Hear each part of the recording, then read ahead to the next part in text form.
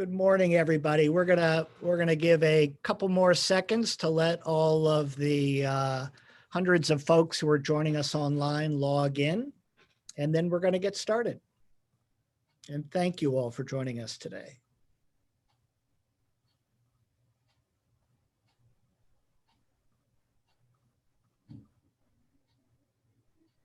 Tracy, I see the participants coming through the door. If you look down at the bottom of your screen. Oh, awesome. Look I'll at have that. to look at that. It's so exciting. Oh, wow. Look at them.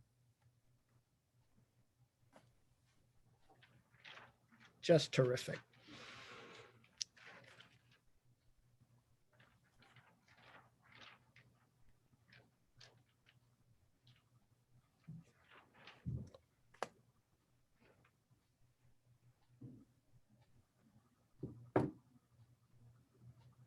Look at those numbers go up. I know this is really kind of neat. And it's been fun planning this on Zoom this year because normally, as you know, we do it at the State House in Montpelier, which requires everybody to come to the State House. And now we can sort of bring Recovery Day to them.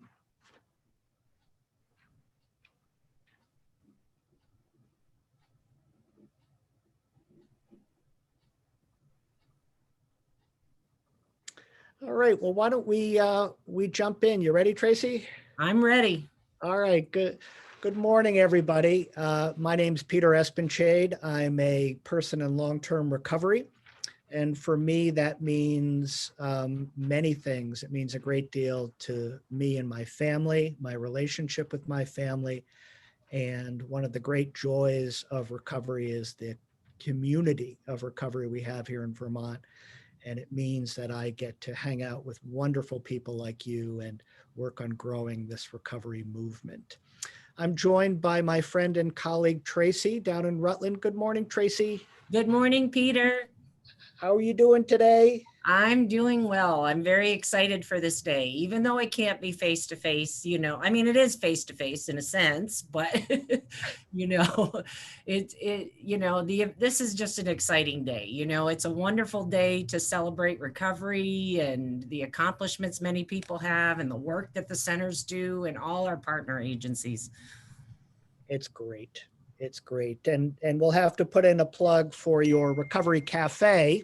If folks want some personal time outside of your center, what is it, every Thursday, Tracy? Every Thursday from 11 to 2. And we have guest chefs from a lot of our partner agencies that come down, they prepare the meal, and we stand outside in the cold and we wave to people and they come up and put their orders in. It's pretty cool. I love it. So just Google the Turning Point Center of Rutland if you want more info. It's really a fun, joyous event. So thank you, everybody who's here today. We are spending the morning together on Zoom to talk about just the critical nature of recovery. Vermont has been aware of its substance use disorder epidemic since at least Peter Shumlin's State of the State address in 2014. And recovery supports have become more and more and more important almost every day.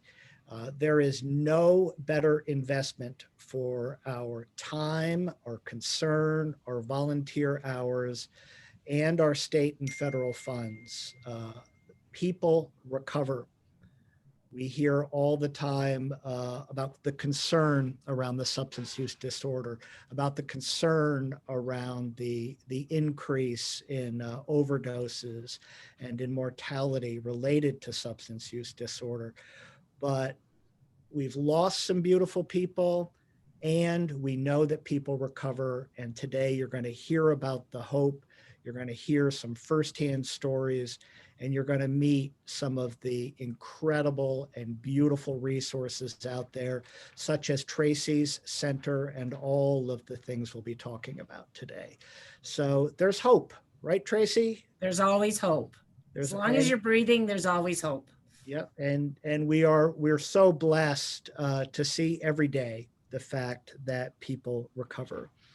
So we're going to be here this morning. We really appreciate you spending some time. We're going to meet some beautiful people. We're going to hear about some great resources. We're going to give out some of our annual awards that are really kind of rich and meaningful milestones in our growth as a recovery movement. We are going to hear from our elected officials and really hear their affirmation of supports for recovery. And we're going to hear from some of the great people working at our own Department of Health and ADAP. So it should be a really fun morning. You will see a chat at the bottom of your Zoom screen. We encourage you to chat away with each other, share your own recovery stories. We're recording this and capturing these for posterity and to share. So thank you for being here and thank you for celebrating recovery with us. So what I would like to, for us to please start by doing is to ask our colleague Vinny to please share their screen. Good morning, Vinny. And we are going to take a look at Vermont's recovery centers. Vermont is really lucky and blessed and unique because of our network of recovery centers. In 1994, before anyone was talking about recovery, there was a recovery center in the Upper Valley. Mark Hellegis had this vision for what recovery might be and what a all-past recovery center might look like. And he and the leaders down there had the courage and vision to set up a recovery center, the first one in Vermont and one of the first in the country, really. And then they came to our organization, to VAMHAR, and to our Department of Health and said, this is a good model. We think it should be spread throughout the state. And we agreed, and the legislature and ADAP played a singular role in helping grow it. And we are so lucky in Vermont to now have the entire state served through Vermont's recovery centers. If you want to see what recovery looks like firsthand and you haven't visited your center, I encourage you to go because it is a place of welcoming joy and of all the resources you could ever imagine to help support all of us in Vermont who are in recovery. So the movement has grown from the Upper Valley Turning Point to now include the Turning Point Center of Windham County, the Turning Point Center of Bennington, the Turning Point Center of Rutland, the Turning Point Center of Springfield, the Turning Point Center of Addison County, the Turning Point Center of Central Vermont, the North Central Vermont Turning Point Center, the Chittenden County Turning Point Center, the Turning Point Center of Franklin County, the Journey to Recovery Community Center of Newport that just moved into their new home this week. Woohoo! Yay to our friends in Newport. And then the Kingdom Recovery Center in St. Johnsbury. I know we've got a good group of folks at the center in St. J watching on their Zoom screen in their Zoom room. So it's great to see the entire state covered thanks to the vision of some real leaders, Mark Hellegis and Peter Mallory, who came on very early in the process, and Ken Liebertoff, and many folks who are here today. We're grateful. It's pretty cool, huh, Tracy? Oh, it's amazing. You know, it just melts your heart when you see that map just completely closed it, you know, covered, and, you know, the outreach that everybody does at their centers. It's just amazing. It's really, really, really amazing. And so thank you. Thanks to our recovery centers for the support they're giving. We're also going to be hearing later today from the Recovery Residents Movement, which is also a growing movement in concert with their recovery centers and with VTAR. Recovery is connection. Recovery, as we say all the time, is not just abstinence or sobriety. Recovery is about that rich connection or reconnection to family, housing, employment, and the recovery residents movement is helping support piece of that. And the recovery centers are really our hubs throughout the state. So as I mentioned, the growth of the recovery movement has been in large part thanks to the vision of our own Department of Health and Department of Health ADAP. I don't know if we may or may not have our colleague Kelly Morrill on the line with us. If not, she was kind enough to send in a video. So if we could go to our colleague Vinny again, what we'd like to do now is to hear from our Department of Health, ADAP, and hear their continued commitment to recovery. We are blessed to live in a state where we have a dedicated recovery staff person, where we have a Department of Health that understands recovery and that is deeply and strongly committed to this part of working on this challenging epidemic. So let's hear from our friend Kelly Morrill from Department of Health ADAP. Thank you, Vinny. Hello and happy Recovery Day. My name is Kelly Morrill and I work for the Vermont Department of Health as the Recovery Services Program Manager. I'm excited to be here with you today via video. This year, the Vermont Department of Health has provided 31 grants for recovery services, including COVID support funding, recovery coaches in the emergency department, and many other programs. We have been able to support all 12 recovery centers, the Vermont Recovery Network, and the Vermont Association of Mental Health and Addiction Recovery. My job is to provide recommendations to the Director of Prevention and Recovery, manage and write all recovery-related grants, as well as manage all state and federal funds for recovery. In the year 2020, when the stay-at-home order went into effect, the recovery centers were able to offer remote recovery services quickly and efficiently to you within 4 weeks. The Recovery Coach Academy was able to continue online learning and did not miss a beat. I could not be prouder to be a person in recovery or to be in this position. Thank you all for letting me speak today, and remember, recovery is possible.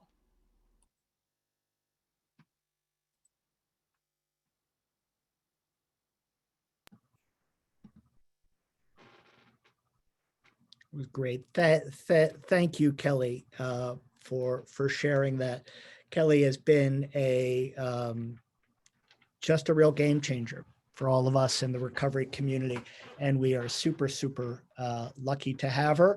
We are proud here at VAMHAR. We're the home of the Vermont Recovery Coach Academy, and Kelly was one of the graduates from our very first class, I think our very first class. So we are lucky to have you. We've been talking a lot about the state leadership in Vermont. The Department of Health has been working, many folks have been working 7 days a week, working their normal jobs and then the COVID response, serving the phones, serving Vermonters. It's been an all hands on deck response there, and it has been just terrific. So we are deeply grateful to all of that. And I believe we may now have Kelly Morrill here in person. And Kelly, if you are with us, if you could turn on your screen and say hello.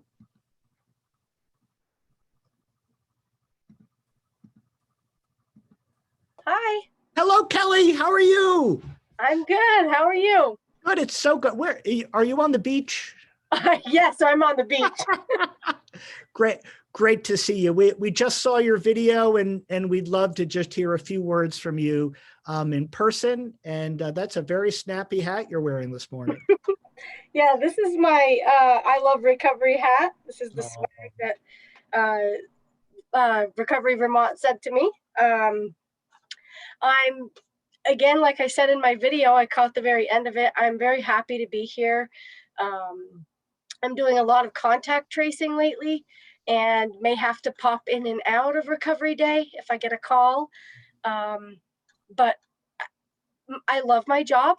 It's not much like work when you love your job, and I definitely do. So thank you for having me. Thank you for playing my video, and for being open to accepting, you know, all that is uncertain right now. I know that it's difficult to not have 100%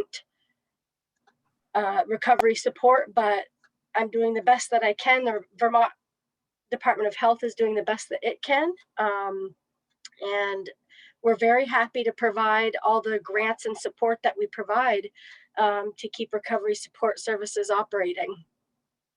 You are just objectively doing a stellar job, you and all of your colleagues, and I hope you'll send our thanks to them. You've got a lot on your plate, and we're deeply grateful. And we're grateful that ADAP, and now we see this from SAMHSA, we're going to talk in a minute, is really got some folks who are individuals in recovery working in leadership positions. I think it makes a big difference for our movement.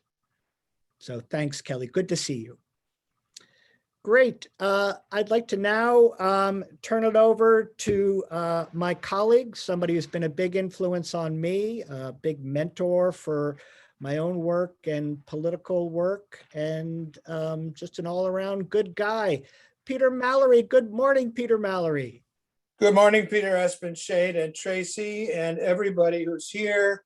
Recovery Day is a favorite day of mine every year. And I'm a person in long-term recovery, which is probably the most important thing about me, for me. And I also am in charge of government relations and advocacy at the Vermont Association of Mental Health and Addiction Recovery, Recovery Vermont. So I will be introducing some folks in our political universe. And I'm going to start by mentioning three people who are out there in cyberspace and are listening in. And there are three people who are incredibly helpful to our movement, and they are our representatives for our issues with the three members of our delegation in Washington. And they are, and if they have a chance, we've got a very busy chat going, so they may not be able to get their email in there. So if they can, that's great. But they are Diane Derby with Senator Leahy, who some of you may know. And she is a real champion along with the other two. And the other two are Beth Stern from Bernie Sanders' office. And do jot these down because they are available to help us. They are tremendously helpful with all our federal grants and programs. And from Congressman Welch's office, we have Thifine Dean. And so to Thifine and Diane and Beth, my thanks and the thanks of the whole recovery community to your bosses, who are wonderful reps in Washington and really have our issues and our movement in mind. And thanks to you for helping make that happen. So folks, I hope you jotted down their names. They're available. That's what they do. And so if you have questions or comments or needs, they're the folks to talk to. So I'll be back in a few minutes with a few other folks. But Peter, back to you for a minute. Great. Thank you, Peter. And we really are lucky in Vermont to have our delegation and to have our delegation staffed with folks who really get recovery and have just been so supportive to all of us throughout the years. So thank you. I know we have some of those staffers here on the Zoominar, and thanks for taking the time to be here. We greatly appreciate it. Want to also give a shout out to SAMHSA, who is the Substance Abuse and Mental Health Services Administration. I know that we have one of our dear friends and supporters, a staffer at SAMHSA, Enid, on this webinar, and it's so good to see you here, Enid, and to just experience all the time the help and the thought you put into your grant making throughout the country. This is not a challenge unique to Vermont. It is a national epidemic of substance use disorder, and it's one in which we have to keep bringing recovery to the fore so we can see what this is all about. Substance use disorder is just a health condition, and it's a health condition with the right connections and supports that we're going to be talking about today that people can recover from. And we love the recovery services and grant making that's done through SAMHSA. And we're incredibly blessed as a country with SAMHSA's new leadership. Tom Kader, who's the new head of SAMHSA, is a person in long-term recovery. He is the first head of SAMHSA who identifies as an individual in recovery. If you have seen the documentary Anonymous People, you have seen Tom. He's one of the stars of that documentary. And boy, howdy, are we lucky to have him. And I think the recovery movement is only going to grow nationally under his peership and his leadership. So Enid, if you could please extend our thanks to everybody on the staff there, and a big huzzah to Tom and how grateful we are to have him there. So super, super stuff. I'd now like to bring up to the screen a friend and colleague of ours, Bill Keithcart. Bill, if you would be kind enough to turn on your sound and your video. Okay. Hello, Bill. How are you? Hi, Peter. Fine, thank you. Great. It's good to see you. So you'll need to sit there for a minute while I sing your praises. So I hope you can tolerate that. So every year at Recovery Day, VAMHAR gives out a Lifetime Achievement Award to somebody who has completed a big body of work or who may have recently retired. And this year's Lifetime Achievement Award is going to Bill Keithcart, who many, many of you know. Bill has been working in the addiction recovery field since 1999. He's an LADC. You may be familiar with his work up at Day One, up at UVM. And he has been a real leader in our state in everything from removing stigma around medicated assisted treatment, medicated assisted recovery, back when nobody was talking about it, back when even within the recovery community, there was stigma around methadone and other medication use. Bill was really at the forefront, a trailblazer of that. We wouldn't be here today without folks like Bill. Everything from doing that work to doing work around process disorders, process addictions such as gambling. Gambling addiction is a pernicious and still rarely talked about addiction. And Bill was real leadership in working with the lottery and with the small number of clinicians who were working with that addiction to get some services to Vermonters. Bill has long been on the leadership of VAPA, is one of the local reps for the national organization NADAC, and has just been everywhere where we need some leadership. Bill Keithcart has been. He's just recently retired from his work at Day One, but we hope, Bill, you're going to continue doing some private practice and this leadership work. So it is our pleasure and honor. I'm going to virtually hand you an award, Bill, let's see if we can do this. All right. Oh, look, to present to you the Lifetime Achievement Award. And thank you. Thank you for being here, and thank you for all you've done.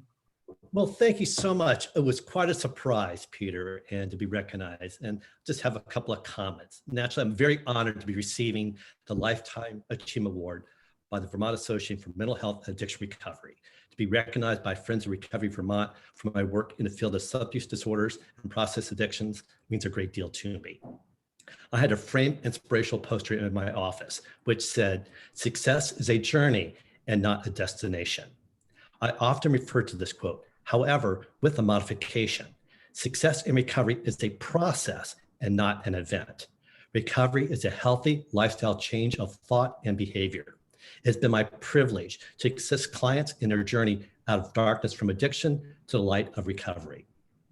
I first engaged in this field as a second career in 1999, working in a variety of settings, beginning in residential treatment with Phoenix House, then the first methadone clinic in Vermont, Howard Center Chittenden Clinic, and an intensive outpatient program, the University of Vermont Medical Center Day One program, where I recently retired after 12 years.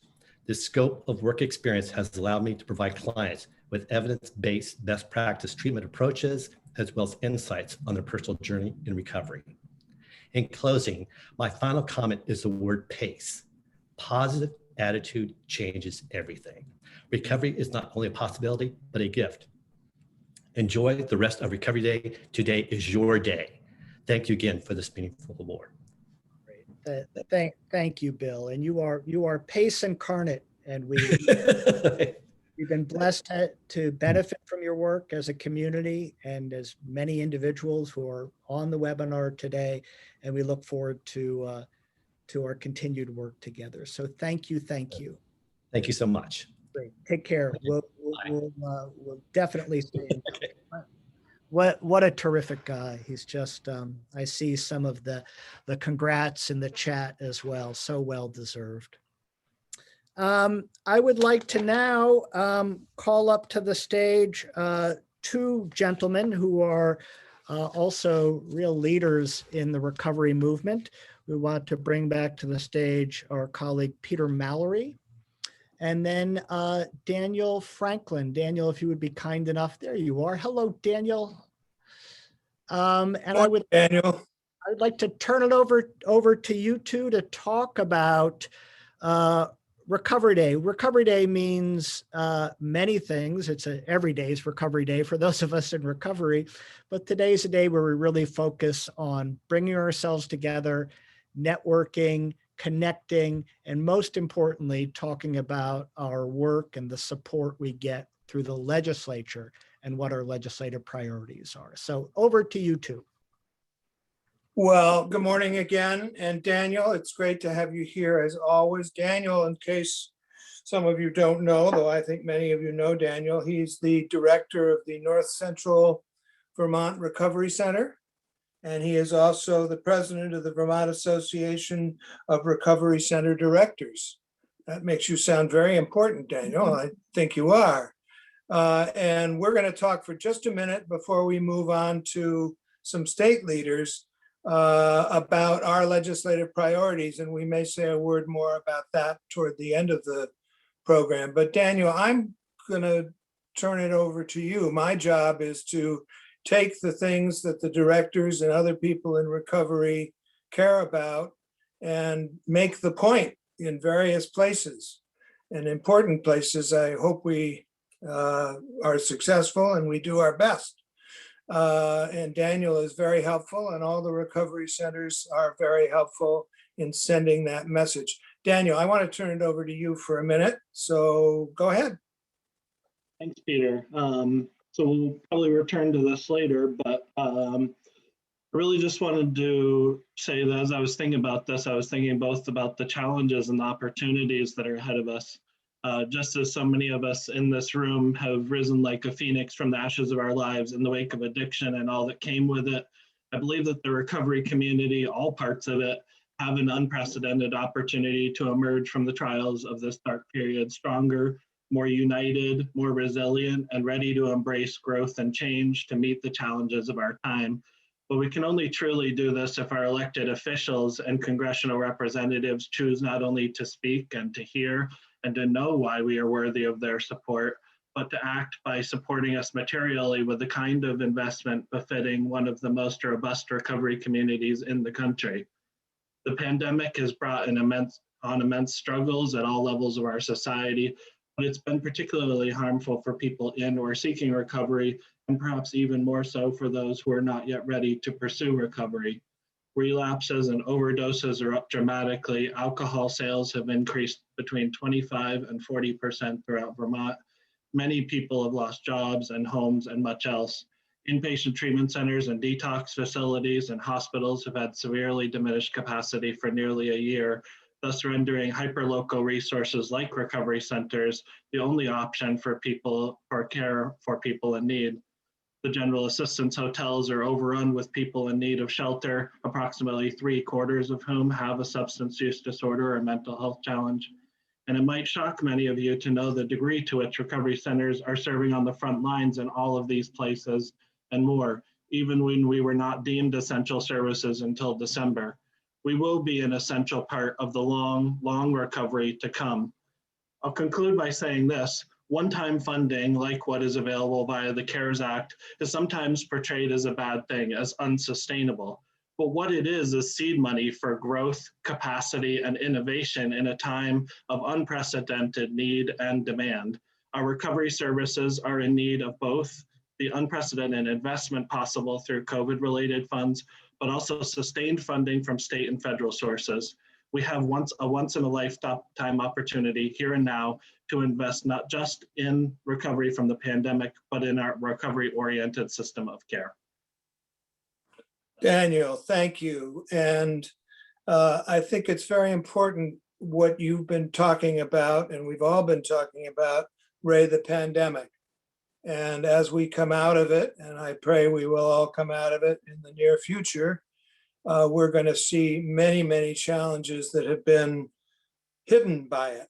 And the recovery centers and the recovery movement is going to be challenged and needs support in order to meet that challenge. And that's an important case that we are making.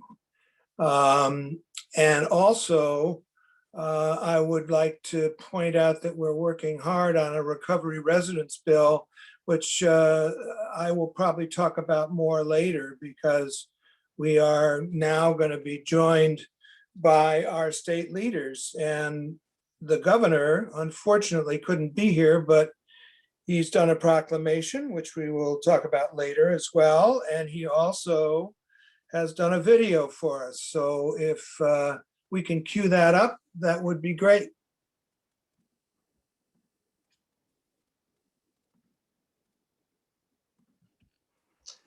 As we work to help those grappling with mental illness or addiction, I know how important recovery services and support are, which is why we've increased the focus in this area.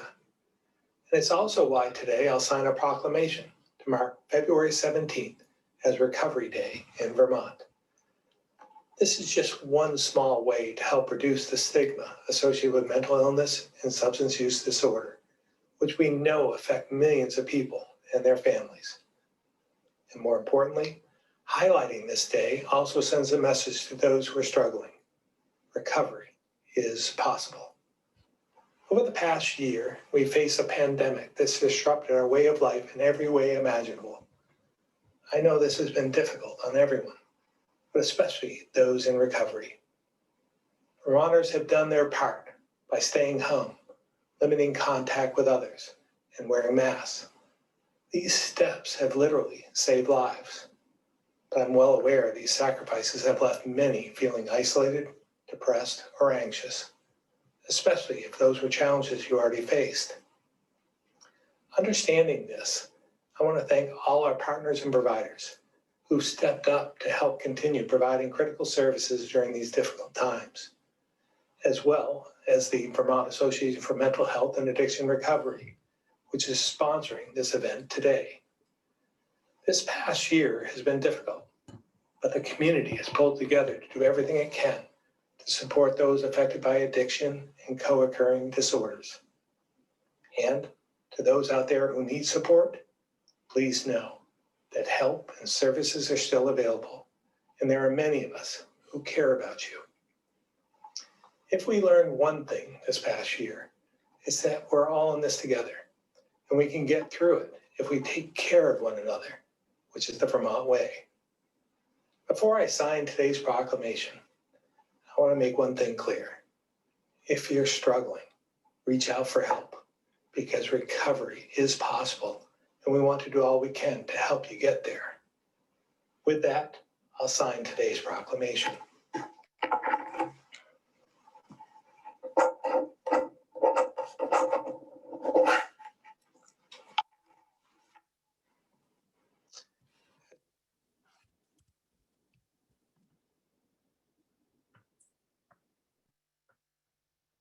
Well, thank you, Governor. Appreciate those words. And I'm excited this year as well because we have a lot of new leadership in the legislative branch. And they are an impressive group of folks. And I'm going to start with an old friend, the Lieutenant Governor, Molly Gray. And Molly, how are you this morning? Good morning, Peter. Good morning, everyone. I'm well. You know, I was just thinking as I logged on this morning that the last time we all came together was Mental Health Advocacy Day.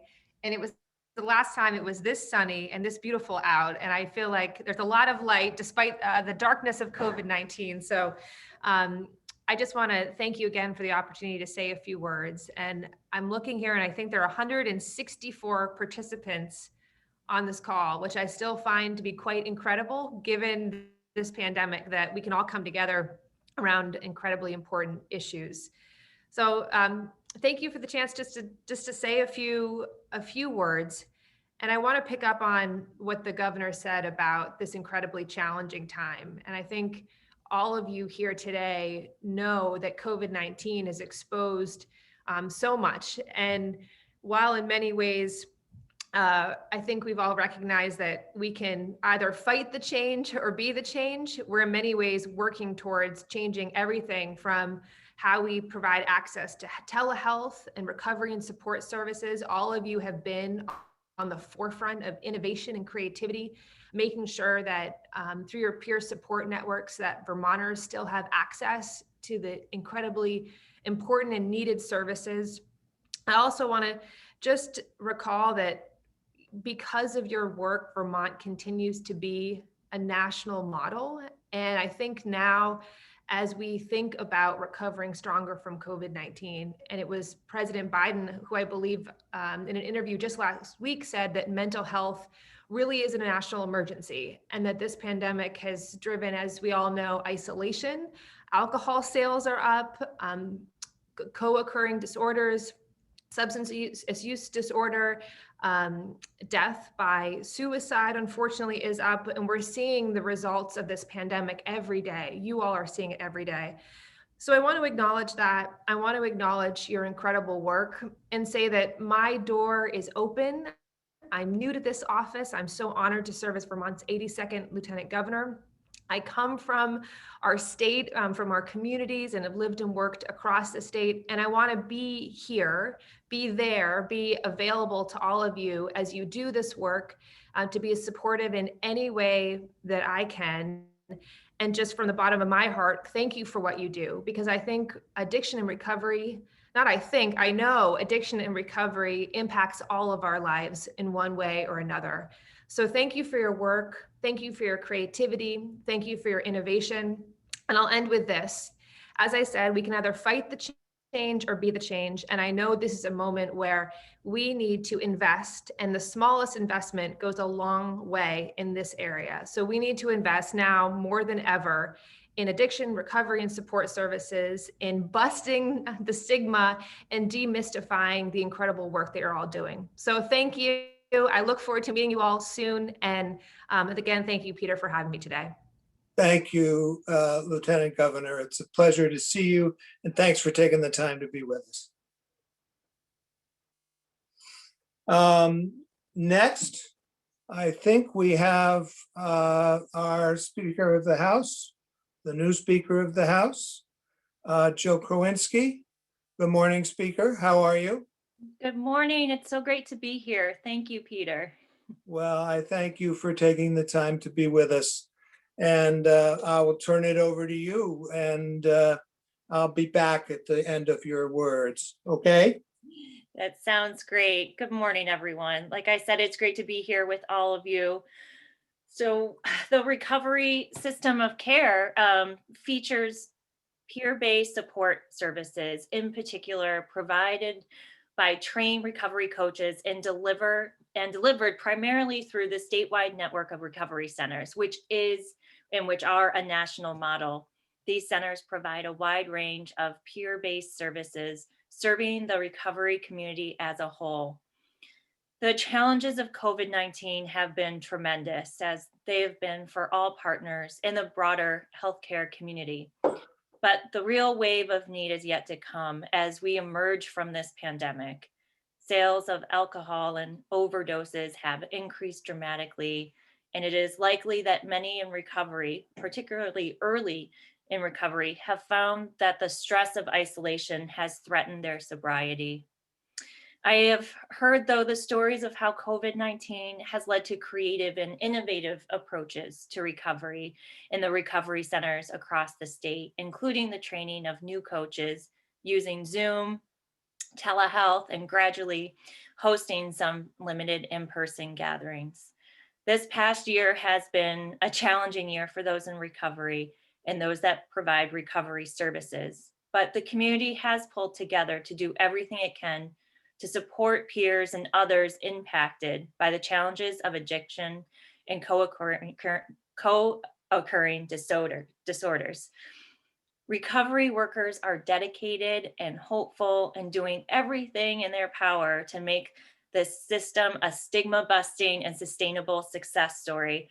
Thank you so much to all of you for what you've been doing. I know that it's been incredibly challenging, and I just want you to know that we have your back. Thank you so much for having me here today. Thank you so much. How do you like your job so far?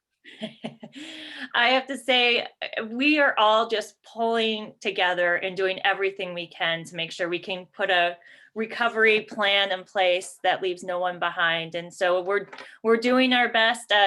Governing on Zoom has its challenges, but we're working hard through it, just like everyone else. Well, thank you very much for being here, and I'll see you down the road, I'm sure. That sounds great. Thank you, and have a great day, everyone. Thank you, Madam Speaker.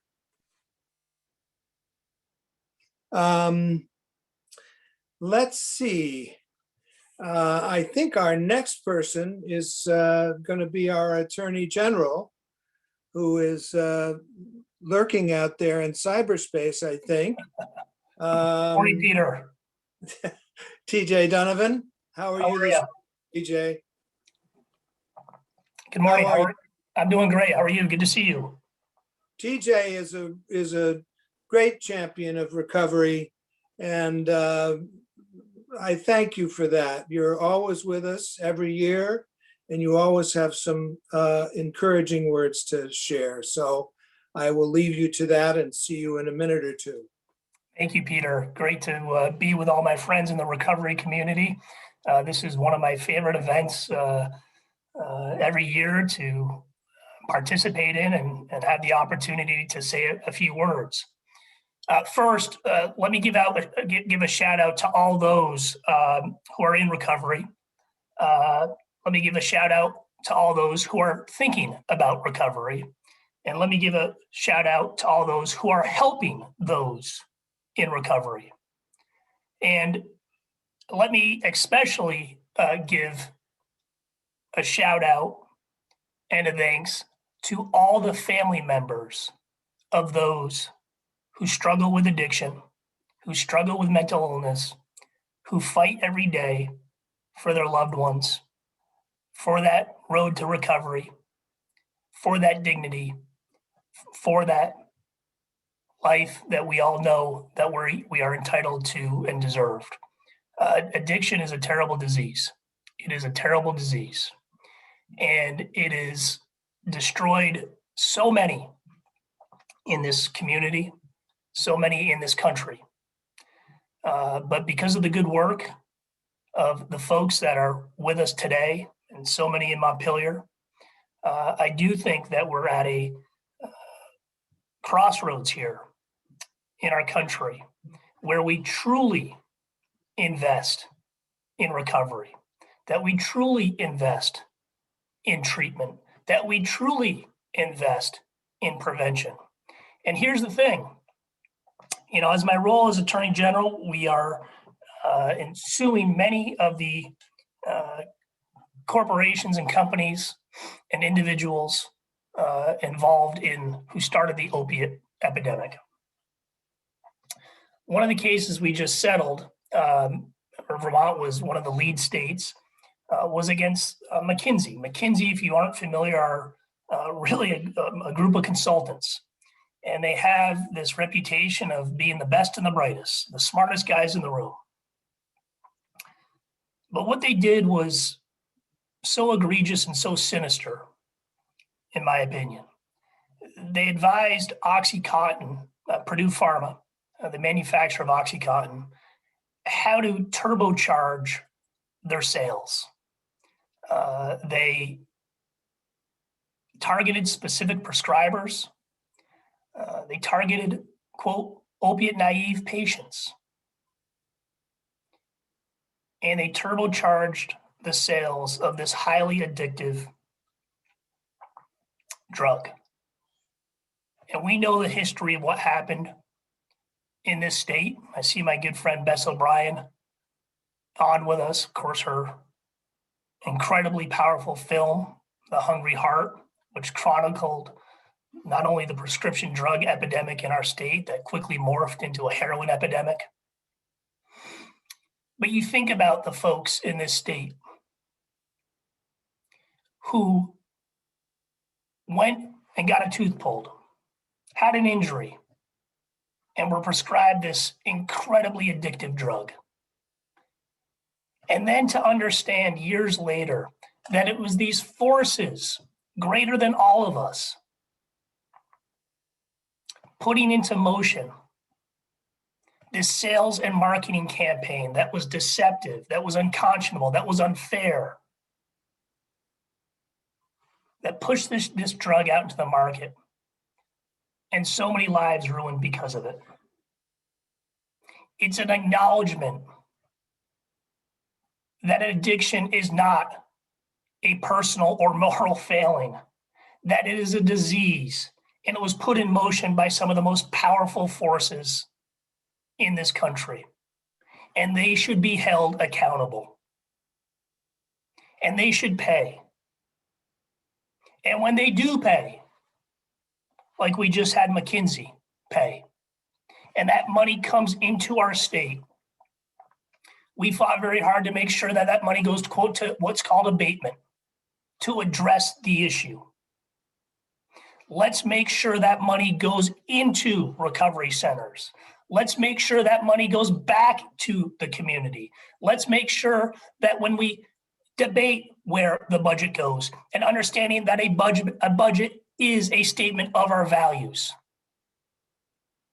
that we value human dignity, that we value the belief that everybody can get better, that we value that everybody deserves an opportunity for a better life, that everybody deserves the opportunity to get better, that we do believe in redemption and second chances and third chances and fourth chances and reconciliation for those who have struggled. And because addiction is such a devastating disease, so many good people have made some bad choices. And I don't need to say that to anybody in this Zoom room today, because the punishment that's been inflicted by themselves is far greater than anybody else. But we have to understand that we got to give people a road back. And we have to understand that when we debate where this money goes, that we have to hear from people who have the lived experience of fighting this disease and understanding that it's not a one-size-fits-all approach. Let's be guided by their experiences. Let's be guided by science. And let's truly, once and for all, make a difference, and truly not just pay lip service to the fact that we say it's a disease, but now treat it as such. This is our opportunity. We need your help. We need your advocacy. We need you to stand in we need to make sure that you have us stand in solidarity with you, because you're making the difference. So, as always, so proud to be with you. From a personal note, this has affected my family. I understand it at a very deeply personal level. It's incredibly painful. But through that pain comes that wisdom. Let's bring that wisdom to the legislature and let's make a difference in the lives of Vermonters who need it most. Thank you for what you do. Thanks for having me, Peter. TJ, thank you for being a fighter and a fighter for our causes in the recovery movement. I really appreciate it. And I know I've been watching the chat. I'm not the only one who appreciates it. So thank you very much. Thank you, Peter. And lastly, we have another one of our newer leaders in the legislature, and that's Senator Becca Balint, which I'm told to remember how to pronounce by the fact that it rhymes with talent. So it's Balint. Am I right? You are right. Can you hear me, Peter?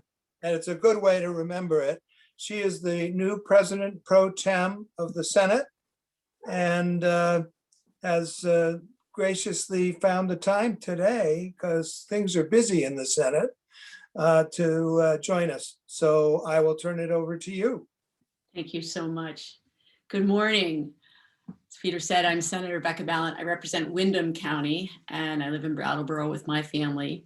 For those of you who don't know me, I'm also the new Senate President Pro Tem. And I'm really happy to spend this time with you for Recovery Day. I'm really, truly a partner with you in this work. I want to say welcome to all those folks who are in recovery, and welcome to those who are considering starting on a recovery journey, and welcome to all the recovery coaches and supporters who have come together today. Like I'm sure all of you, I'm disappointed that we can't be together in the State House. It's so meaningful when we're able to be together and share stories and experiences face to face. So I do want to acknowledge that it's not the same. It's not the same over Zoom, but it's still important for us to share this time together, because even on Zoom, we can give each other courage and support. I see a lot of friends and colleagues and acquaintances at this event, and it's really so good to see you all. And as you well know, an important part of living a life in successful recovery is connection. And maintaining connection always takes work and commitment, especially when you're feeling vulnerable and exposed. And this is made all the more challenging by the pandemic. So I want to start with saying I'm proud of all of us for carving out the time, taking the time and the effort to gather together. I'm not someone who is in recovery for a substance use disorder, but I certainly have family members and friends, colleagues and constituents who are in recovery. And having these people in my life has highlighted for me the ways in which being in recovery for substance use is not dissimilar to my experience of learning how to cope with my anxiety and depression. And two things I've learned that I share with my friends in recovery is that their journeys and my journey include two things that are the same. One is that we are working to be better people. We are working to be better versions of ourselves. And we're working at living more in gratitude. All of us here on the Zoom, we are all beautiful, talented people, and we are all flawed. In addition to being a legislator, I give workshops and trainings on authentic leadership. And I always begin from this place of introduction in my groups. I am both talented and flawed. I want the participants in my workshops to understand that from our very first moments together, that I will be willing to show my vulnerability. I won't ask them to be vulnerable and bring their authentic selves if I'm not willing to do the same. And to say that I'm flawed is really just an open acknowledgement of something we all know, right? We know this. But when we name it and when we start from that fundamental truth, the admission that we all have talents and flaws, opportunities open up for authentic connection. And trust and lasting connection can be built upon that base. I mention it here this morning because that is part of the work I'm doing to be a better version of myself, to be a better person in the work that I do. When I can admit my own shortcomings, as well as my talents and my beautiful parts, I can chart a stronger, more sustainable course to becoming a better me. The second thing I know I share with many of you at this event is that I really try to live my life in gratitude. One of the things I've noticed is that when I have a very hard day in the legislature or on the home front with my family, it's usually because on that particular day, I've not taken enough time to name my gratitude. And it can be as simple as being grateful for the cup of coffee I'm holding in the morning, or the warmth of my wood stove, or the gratitude I feel that my children and my spouse are healthy. And sometimes gratitude can shift my thinking and my feeling when I take the time to thank my colleagues for a job well done, or take the time to acknowledge extra time and effort they've put into a project. It always makes me feel more centered when I give voice to those things. And what I'd like you to think about today are all the moments that we let go by when we could let gratitude guide us, but we choose not to. And because of that, we don't have as much energy to recharge as we could. Many of us, I know so many of the people who are on this Zoom today, many of us intuitively feel that we want to have a positive, lasting impact in our communities. But we can forget that we can do a lot of small things, small, meaningful interactions that do have impact. And greater impact begins with naming and owning the fact that we do have an impact on those around us. Every single day, right? We have hundreds of opportunities for positive interaction, moments in which you can affect the people around you. So I want to just tell you a quick story to illustrate what I mean. I was at the grocery store the other day in Brattleboro, and as is the situation these days with the pandemic, every single thing we do takes longer than it did before the pandemic. And I noticed that the cashier was working so hard in between each customer. And I thought about how sore her arm and elbow must be from scrubbing down the conveyor belt between each customer. So I just said, you know, thank you. Thank you for trying to keep us safe and trying to keep everything clean. I said, your arm must be so tired from all of that wiping you're doing all day long. It only took me a few seconds. It cost me nothing. But in that moment, I was able to show her genuine gratitude. And I could tell that she was grateful just to be seen. And she said, yeah, it is tired. This is a hard part of my job that all day long I'm scrubbing and I go home at night and my shoulders hurt. And to have someone acknowledge her, to have someone express kindness and understanding towards her, put her in a better frame of mind. So I try to work these small moments in each day. I do it because I know it has a meaningful impact. And I also know it helps me be a better version of me when I am dwelling in gratitude. I can't wait until we can all be together again to share our experiences face to face. And I can follow up with all of you and ask you, how have you been able to implement these moments of gratitude? But until then, I want us to all work on being the best people we can.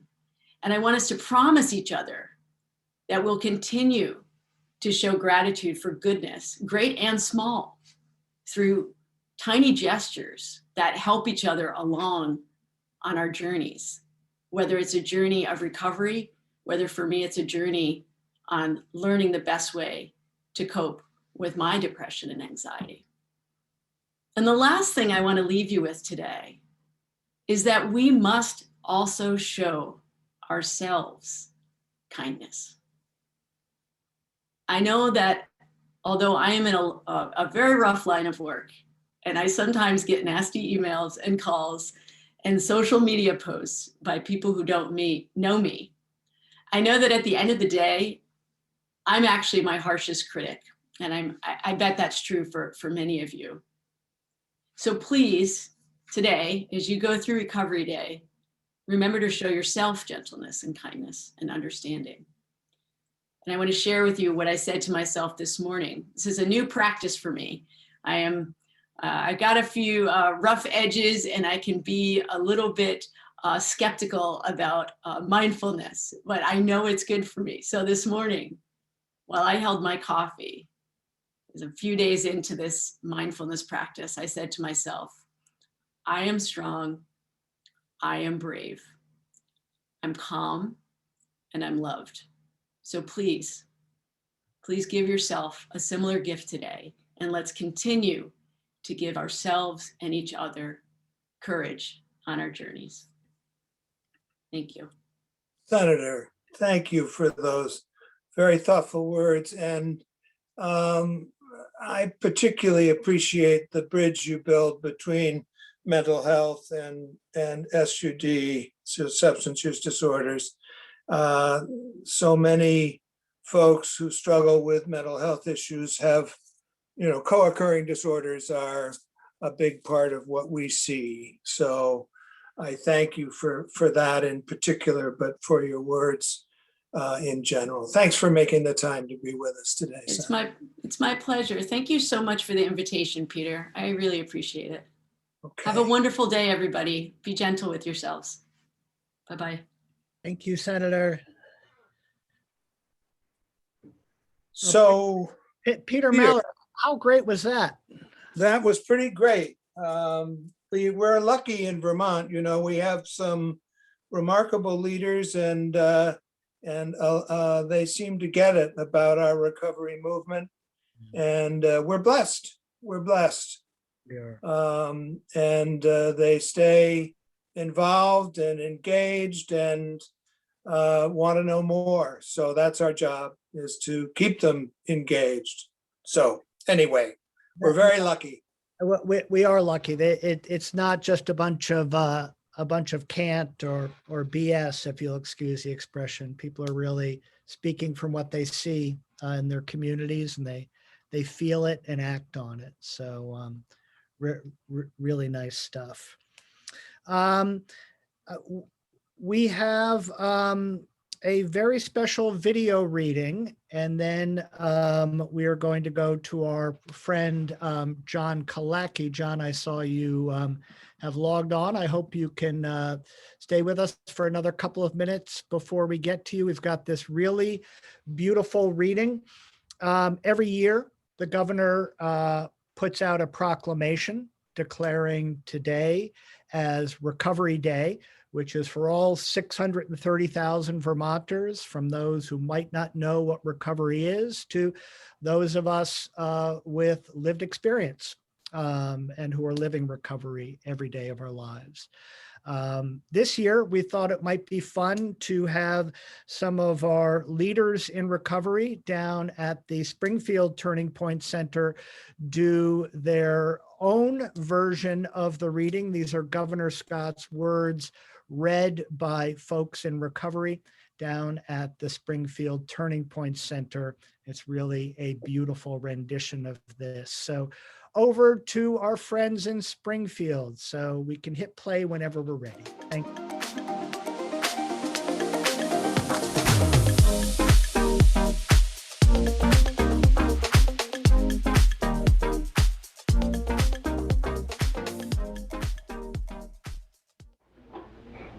The State of Vermont Executive Department, a proclamation. Mental illness, addictions, and co-occurring conditions affect millions of individuals as well as their family and friends. And people living with these conditions need help and hope, including a community that supports them, their families, and their recovery. The health, well-being, and quality of life of some Vermonters is impacted by chronic yet treatable health conditions. And Vermont's mental health and addiction recovery organizations continue to educate the public and lawmakers about the need for access to prevention, treatment, and peer-based recovery services. And Vermont's Recovery Day is designed to remind all Vermonters that mental illness, addictions, and co-occurring conditions respond well to proper and timely interventions, including support from peers who have had successful recovery experiences. I, Philip B. Scott, Governor, hereby proclaim February 17th, 2021 as Recovery Day in Vermont. given under my hand and the Great Seal of the State of Vermont on this 5th day of February, AD 2021. Philip B. Scott, Governor. Brittany Wilson, Secretary of Civil and Military Affairs.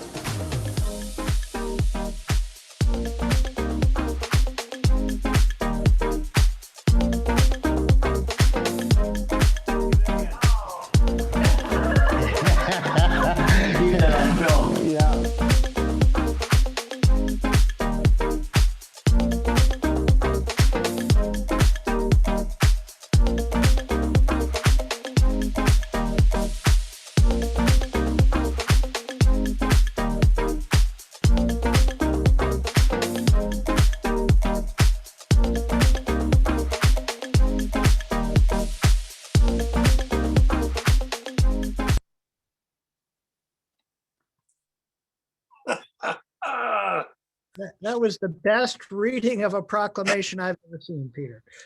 I thought that was pretty wonderful. And I particularly loved somebody who chatted. I love the whereas guy. The whereas guy is Michael Johnson, who's the director in Springfield, but everybody was great. We got to send a copy of that to the governor. I bet he's never seen a proclamation of his handled quite that way. So I've got a really good next job, I think, and I'm looking forward to it. I will turn it over to you, my friend. Okay, well, every year we give a Legislative Champion Award. This goes to someone who has shown a particular interest in the legislature about our issues, either over time or at that time. And this year, that award is going to go to John Killacky, representative from Burlington. And I have his bio in front of me. John, let's see, there you are. Hi, John, good morning. And I have your bio in front of me, and it's pretty impressive. I can't hit all the heights, but John has had a long career in nonprofit management and arts, and including his last job, you were the executive director of the Flynn in Burlington. No small job. You've served on the board of the Business Roundtable, the Vermont Community Foundation, the Samara Fund. You have gotten a wonderful award. They beat us to it in Burlington by proclaiming John Killacky Day. When was that? 2018. 2018. Well, congratulations. Now, John, in retirement, decided that he wasn't going to do anything other than run for the legislature, which, as I can testify, is a fairly busy job. So thank you for giving your service yet again. And what I want to say about your service in the last few years is that John has been a champion of our recovery residents movement. We have been working on a piece of legislation that will do a number of important things, including recognizing the certification of recovery residences, helping with zoning issues, and and also helping us with some landlord-tenant issues so that we can move people who sadly relapse out of safely out of recovery residences where that problem can be disastrous, frankly. So we need to find safe and healthy ways to deal with that. But John, this is a complex bill, and it's taken special leadership to help bring it through the process. Where we made great progress last session, and we're starting out this session with you championing the bill in your committee, which is General, I always get the title wrong. What's the General Housing And Military Affairs. Military. I always wonder about the military part, but maybe you can explain that to me. So I want to turn it over to you. You deserve to be our legislative champion this year. It has been a complex process, and it is a complex process to handle all the various interests involved in this bill. And we are where we are with some hope for success, thanks to a number of people, but in large part your leadership. So, leadership champion, John Killacky, I turn it over to you. Well, thank you. Thank you. And you know what? I got this in the mail, which is your award. And I just did we spell your name right? Oh, I didn't even check. Yes, you did. I just started crying when I got it. So it's very meaningful to me. So I appreciate all of you on this call, and I certainly appreciate this recognition. You know, General Housing Military Affairs is the committee, and military affairs means, you know, it's our National Guard issues. Pretty much is what we do there. And general means we do everything. We do liquor, we do lottery, we do dog trainers. If something can't find a home committee in the legislature, it gets sent to general. So we have some quirky bills, but a majority of my work has been in housing, affordable housing. And in 2019, Downstreet Housing did a report called Housing, a Critical Link to Recovery, which was an aha moment for me. I read that, and the report, you all know this, but the report showed there were only 200 some recovery beds in our state with a need for about 1,000. And that housing instability represents one of the greatest external hurdles to recovery that is inherently difficult.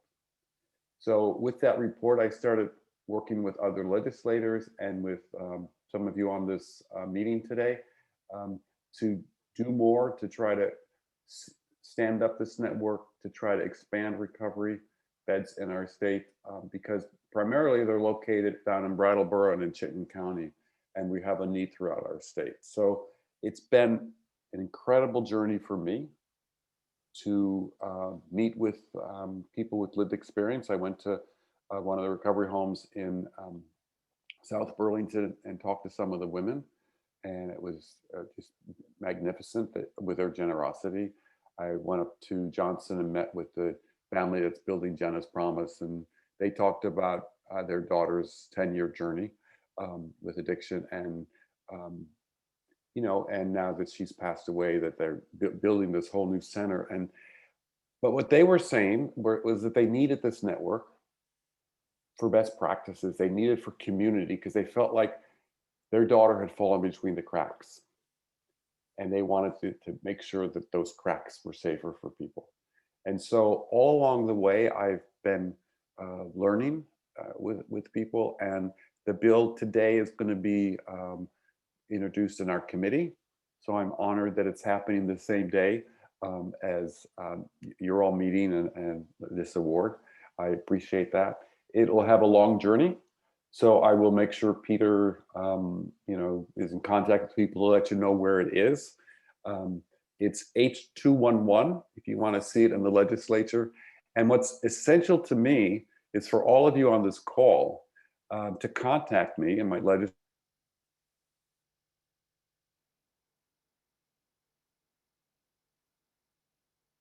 Did we lose John?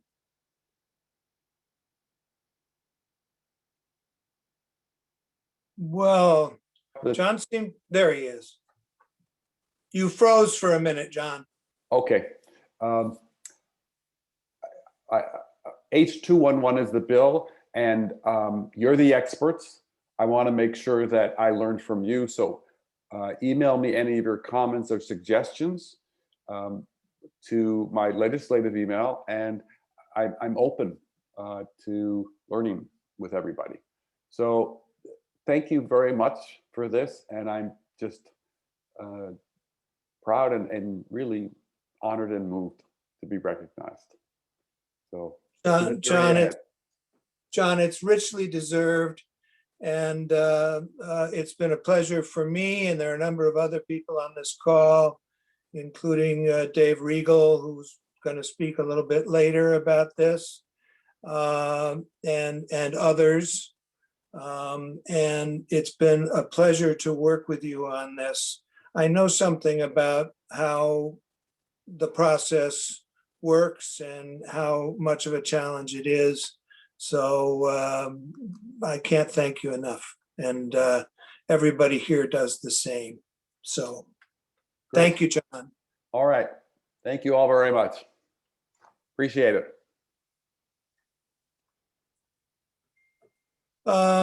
Peter.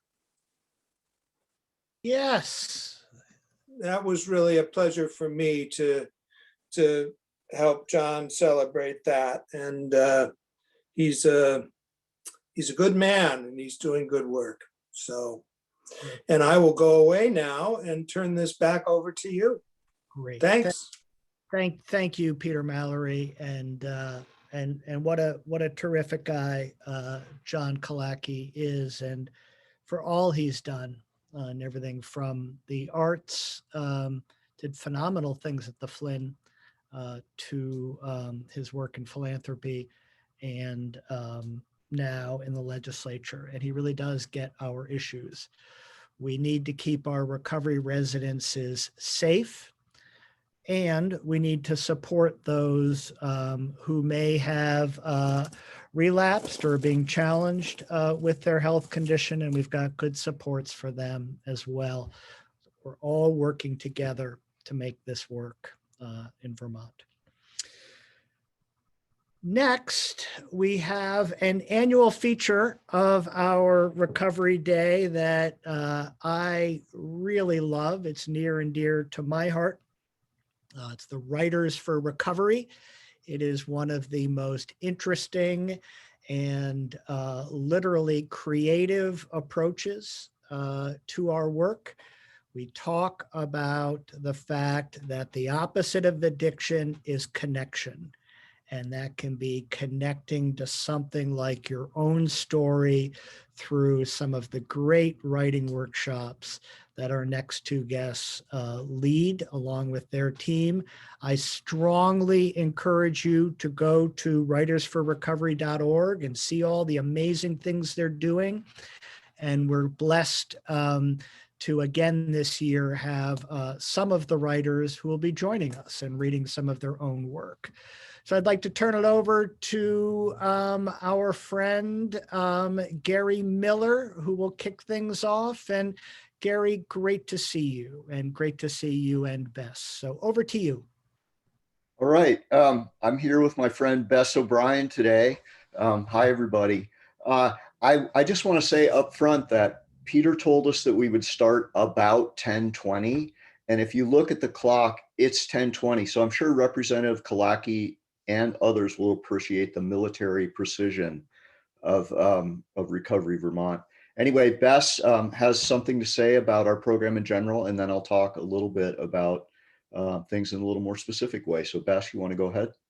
Yeah. Thanks, Gary. Thanks, everyone here. So great to see everyone. My name is Bess O'Brien from Kingdom County Productions, and Gary and I started this, oh my gosh, we've lost track, maybe 6 years ago. I finished my film, The Hungry Heart, and just really wanted to continue to be telling stories and connecting with people in recovery. So obviously this year, because of COVID, we had some challenges, but actually Gary and I have been full throttle, man. We've been on Zoom. doing Writers for Recovery workshops on Zoom. I personally this year did 3 different workshops at the Lund Center with the most fabulous women. Worked this past summer up in my hometown, St. Johnsbury, with the Kingdom Recovery Center. Gary has been doing some workshops where people from all over the state have been working with him. And because of Zoom, we now have people joining our workshops from California, from Canada, and I believe from Ireland. So that is really cool. We have a number of Irish folks, so people from Toronto, New York City. We did an event with Recovery Vermont that brought in people from Colorado, Kentucky. We worked with people incarcerated in near Concord, New Hampshire. Just all sorts of really cool opportunities that we didn't foresee when we were first kind of bemoaning the fact that we'd have to do this on Zoom. And we aren't just doing events and workshops, we are really creating incredible communities online, and it's been so awesome. Yeah. And we're also really, just a shout out, we did get a special grant this year from the Vermont Community Foundation to focus more of our work in the Northeast Kingdom. So Cindy, I'll be talking to you about trying to do some more workshops up in the kingdom. But we're out there, we're continuing to do it. We did a fabulous project that we're going to be duplicating called the Lullaby Project, writing lullabies with single moms that they can sing to their babies. I mean, there's just nothing more awesome than that. So anyway, enough about can we just say, we should also say that we are very, very glad to be supported by the Department of Corrections. They have been steadfast supporters of Writers for Recovery with funding for us since literally when we started, and we could not be doing this without DOC. So thank you so much to everyone there for helping us keep this thing running. And the Rona Jaffe Foundation and a number of other people. Gary, do you want to just say a quick little thing about how we do the workshops, and then I'll introduce our first reader? Sure. In our workshops, if you haven't been in one, first of all, I'd invite you to come try it out. It's really fun. So come and join us if you get a chance, and look at our website. We'll be posting information about that. But it's really a really simple process. At the start of a workshop, Bess or I or whoever's leading the workshop will give a short writing prompt, an idea for something to write about, such as the lilacs were starting to bloom, or a morning in recovery, or anything like that. I can't think of another one. And we will say you have 7 minutes, ready, go. And the main rule is there's no way to do it wrong. And what comes out of that is not also incredible writing, which you are going to be blown away when you hear what people can create in only 7 minutes. I think you're just going to be astonished by our readers today. They're so amazing. But also the discussion that happens afterwards is rich. It goes deep into recovery and creating community and providing support for each other. And it's just so fantastic. So think about that. 7 minutes, and the big rule, we have a rule and we stick to it all the time, and that is there's no way to do it wrong. So no matter how you respond, what you write, whether you spell it right or not, nobody cares. It's all about just expressing yourself and sharing your truth and supporting each other in the moment. So it's really fantastic. And Bess, do you want to introduce our first reader? Yeah, so Ashley, if you're there, you can put on your video and unmute yourself. Yay, there's Ashley. So Ashley has been in 2 of my three of my Lund workshops. She's a superstar. And the prompt that she's going to be reading for is a prompt that I gave all the women there called "When You Said That." And so Ashley, just say a few words, and then you can read, maybe a few words about the prompt or being in the workshop, and then you can read your piece. Sure. Can everybody hear me okay? My microphone's kind of weird. Awesome. Yes. So my name is Ashley Lawyer. I was a resident at Lund for a year. I've been out of there for 3 years, but I still am a community client, very active there. I have a 5-year-old daughter named Emery. And she is a typical 5-year-old. She's crazy. And the piece that I chose to read is When You Said That. This was actually a harder piece for me, but it's short and sweet, so I will just read it. So when you said that, did you know how it would affect me? Did you know how angry, how sad, how confused you would make me?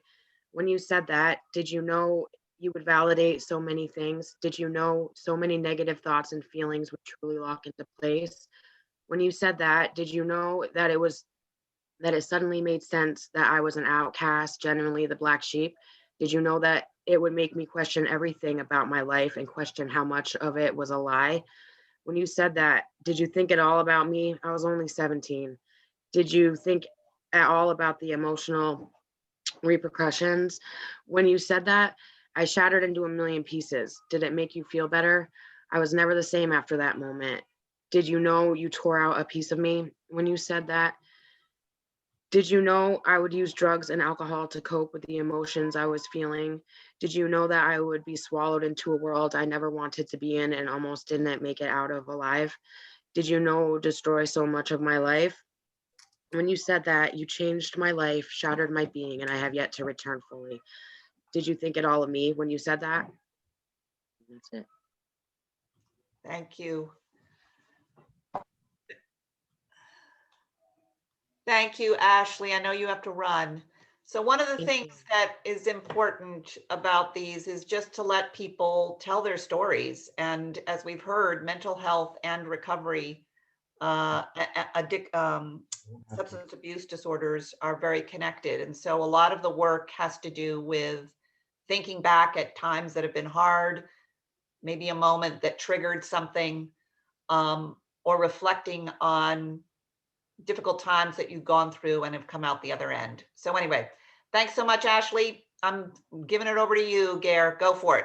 Thanks, Ashley. That was awesome. Thank you so much. And one of the things that's most important about this is recognizing the courage that people show when they read something like Ashley just read. That's so deeply personal and powerful. And we give the red badge of courage, or whatever you want to call it, to people all the time for just being brave enough to share those personal moments.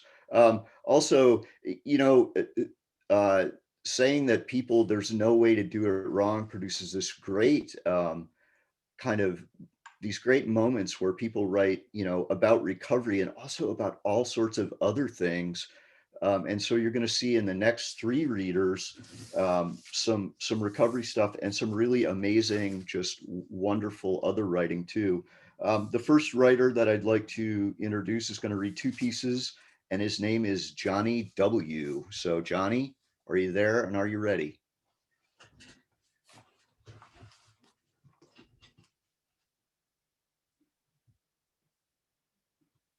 Johnny. Okay. I'm here and I'm ready. The lilacs were starting to bloom, and that meant we were fully into spring. In a few weeks, we'd be planting the garden.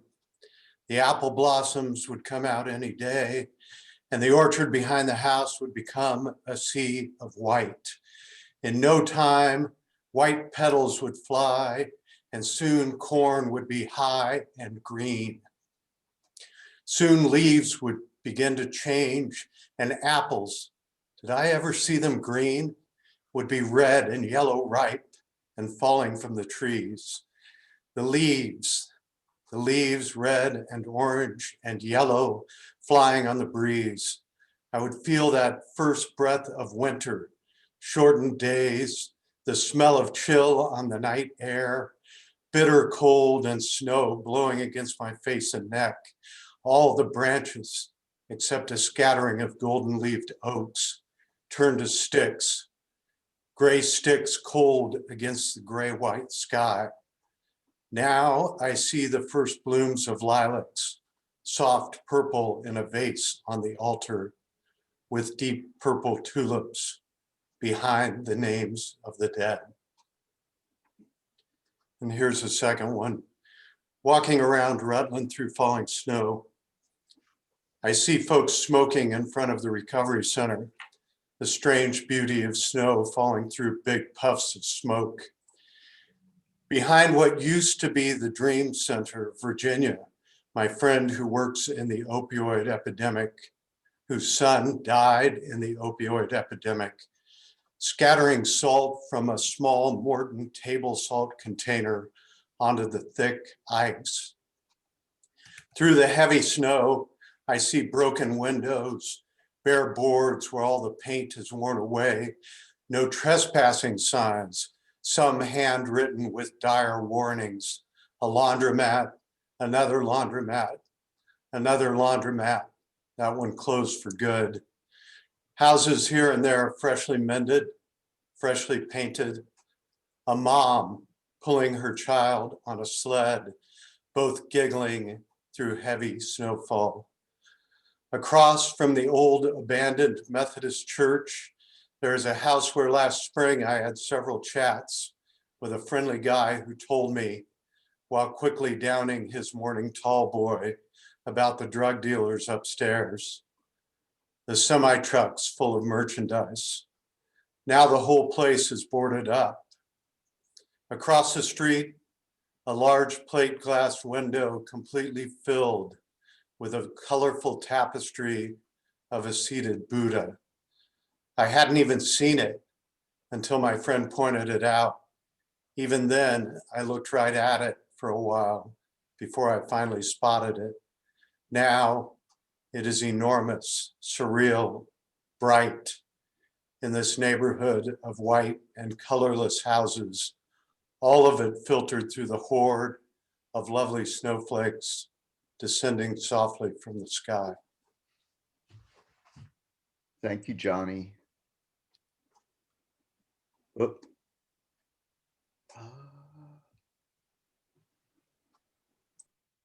Thank you so much, Johnny. That was fantastic. Our next reader is Nellie W. Thanks. I'm going to do two. This one, the prompt was, "That wasn't the end of it." It began with the taxi cab driver rolling me, or maybe before that, because I hadn't eaten for a while, so excited about seeing you. And it may have been only toward the middle, when I was propositioning you and you were talking to lace-sleeved girls, telling you that you had prior claims on my body or heart, but slurring lyrics instead and leaning in, mad, angry, and incomprehensible, invading your space. The lace long sleeve see-through shirts and trying to get out of my bar bill as the music ended. And did I fall to the floor serving a platter of petit four? And I laughed and I said, "A Bosnian Canadian barbecue? I don't want to eat any nationalities." And I remember how the band was relying on me to be charming, all commands at my dance. And it was Nuit Blanche, a festival of white nights and outdoor art installations, all for me. And all the transportation was free, so I shouldn't have taken that cab ride and circumnavigated town, and I was wearing that sequence Union flag, almost Spice Girls dress with red Mary Janes. And my sister was really worried because the whole next day I may have eaten 2 tiny squares of a chocolate bar, because to see you, I never needed any food. And I looked so good, and you could see me on the dance floor making the scene, and everybody wanted to be me, and I looked good. And I was on others' Facebook feeds, and it was not even clear if I was a female impersonator. I was thin and tall and sexy and hot and so effed. At the Dark Horse the next day, near the metal horse sculpture, you still wanted me to tell you about your movie. Even after it all, the next day, still valued my heat-mad, wet, and resplendent brain. You forgave me enough to see me through that drunk, and a few more after that when I missed breakfast or you took the train to see me and I slept through our connection. You are my favorite step 9, a reason we can be blessed with many lives, a through-line conversation and an old friendship's timeline worth of breakfasts. You call me Carol Danvers, and you've seen me turn this epic life into a superhero prequel, because this is not the end of it.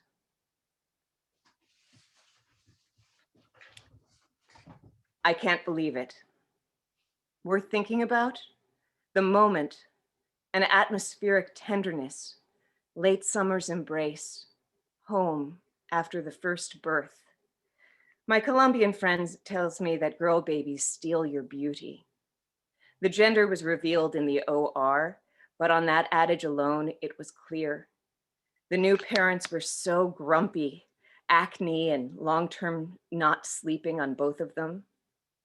We were walking, the stalks of corn so high, the harvest moon so high, the kind of walk that massages the earth. Man, philosopher, peripatetically strolling, woman, wonder-filled and swaggering, kitty cat-like leashless dog, clomp, clomp, trot, so proud, bushy tail, clippity-cloppity. Long, empty country road like a classic American painting, far from people. I was letting you in on how they were happy tired and grumbly tired. So new, brimming with story, new family stories. It really took them a year to get in good, full sleep. Like with us, our origin story. Up every night for a month, that first month not sleeping, working together at the Institute, staying up until the tear gas and the protests in Quebec City with the 4-story bonfire and the parade of 100,000. Hula hoops and fire breather fire dancers. Solidarité, solidarité. Holding hands in the roar, that's when we slept. So I was trying to tell you about living in Toronto and how and the what of this longed for baby, even with my sister's blood and ovarian betrayal, all of the proudness of the pup in the city. Maybe she was on set with Neil Patrick Harris. And you turned to me and said, we dodged a bullet when we didn't have children. You are the most effing irresponsible person in the world. You don't deserve children. Now, so many miles, addresses, and lives later, I am trying to unweave belief and let go the kite string on the reasons I drink.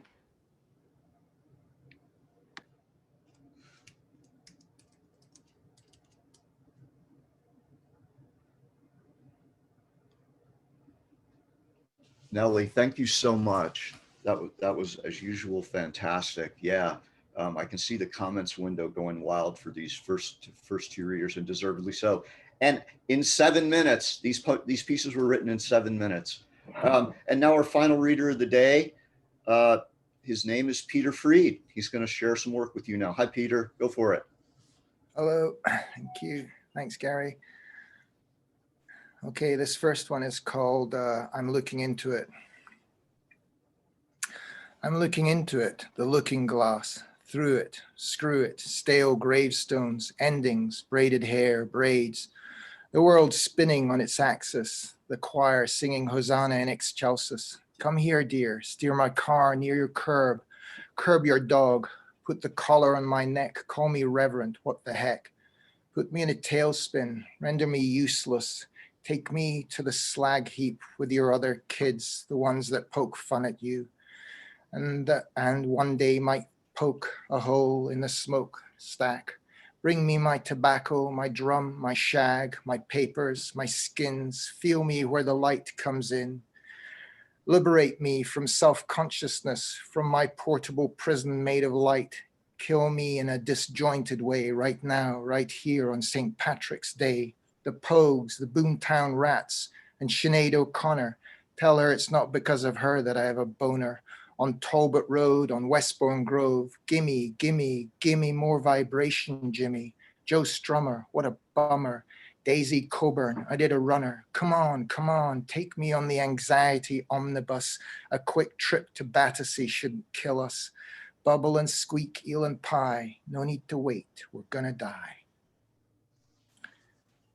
Excuse me one moment. This next one's called It Happened a Long Time Ago. It happened a long time ago. It happened a long time ago. Did it really happen like a long time ago? Anyway, what What happened a long time ago? Nothing. I know nothing happened a long time ago because nothing is happening right now. A long time ago, the river said nothing. She did not speak to her neighbor. She didn't mend fences, make good on promises, on small talk. She didn't. It fizzled out, it all did.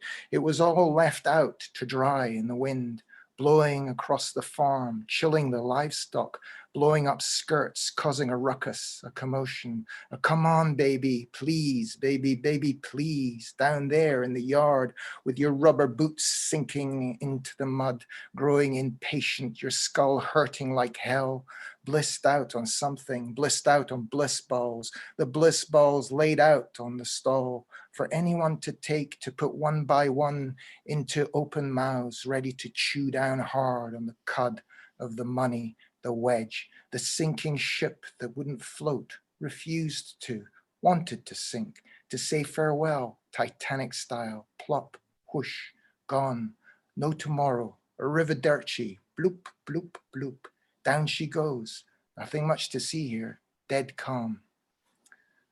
And I've got one more.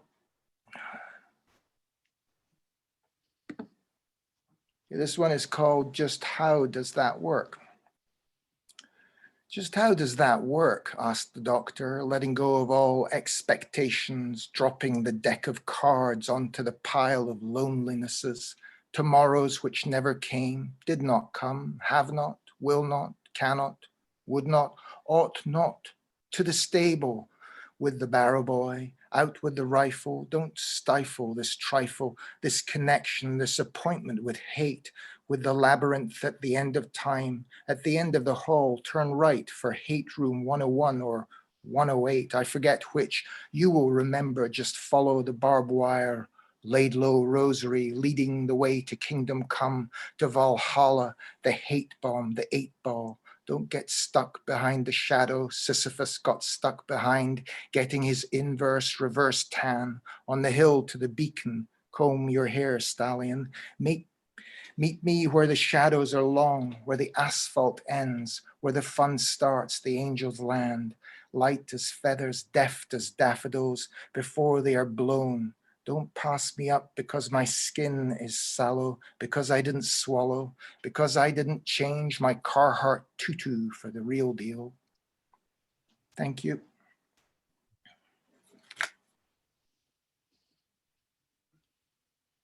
Thank you so much, Peter.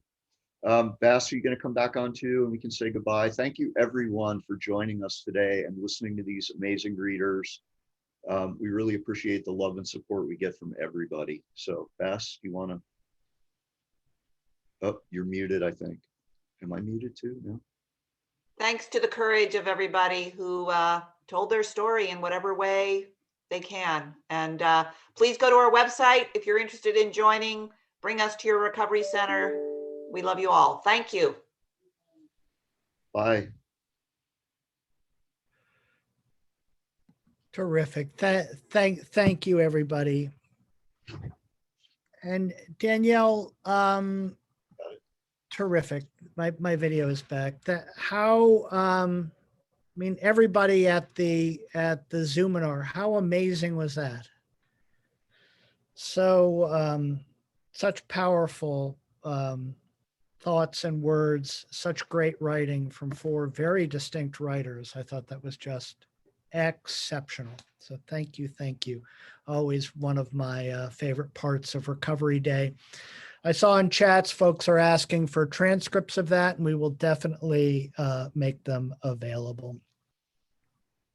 So I would now like to turn it over to 2 of my friends and colleagues who you have already met, Tracy and Daniel.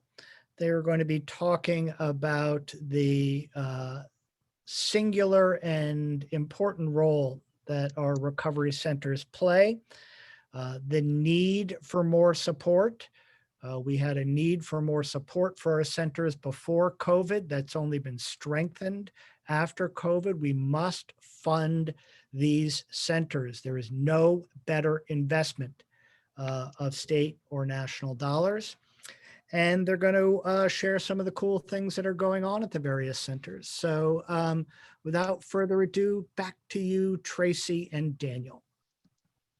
Thank you, Peter. On behalf of Vermont's 12 recovery centers, Tracy and I and our colleagues are grateful for the opportunity to share about the value of recovery centers and in particular peer recovery support services.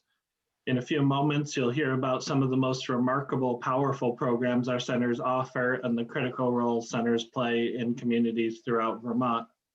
Substance use disorders directly affect tens of thousands of Vermonters, tens of thousands of families, but in the end, we're all affected. Substance use is linked as both cause and effect to virtually every other issue we care about, every aspiration we have as a state, and everything we are trying to do to improve the places we call home. As dire and complex as the challenges we face are, challenges such as the opioid epidemic and the COVID-19 pandemic, if you want to find hope, if you want to find truly cost-effective, innovative, evidence-based solutions that save and improve lives, you don't have to look very hard. In one way or another, Vermont's regional recovery centers touch nearly every corner of Vermont. In 2020, despite the pandemic, we collectively served nearly 124,000 visitors who utilized our services. We grew, we adapted, and we reached out farther and deeper into the communities to serve people in more ways than ever before.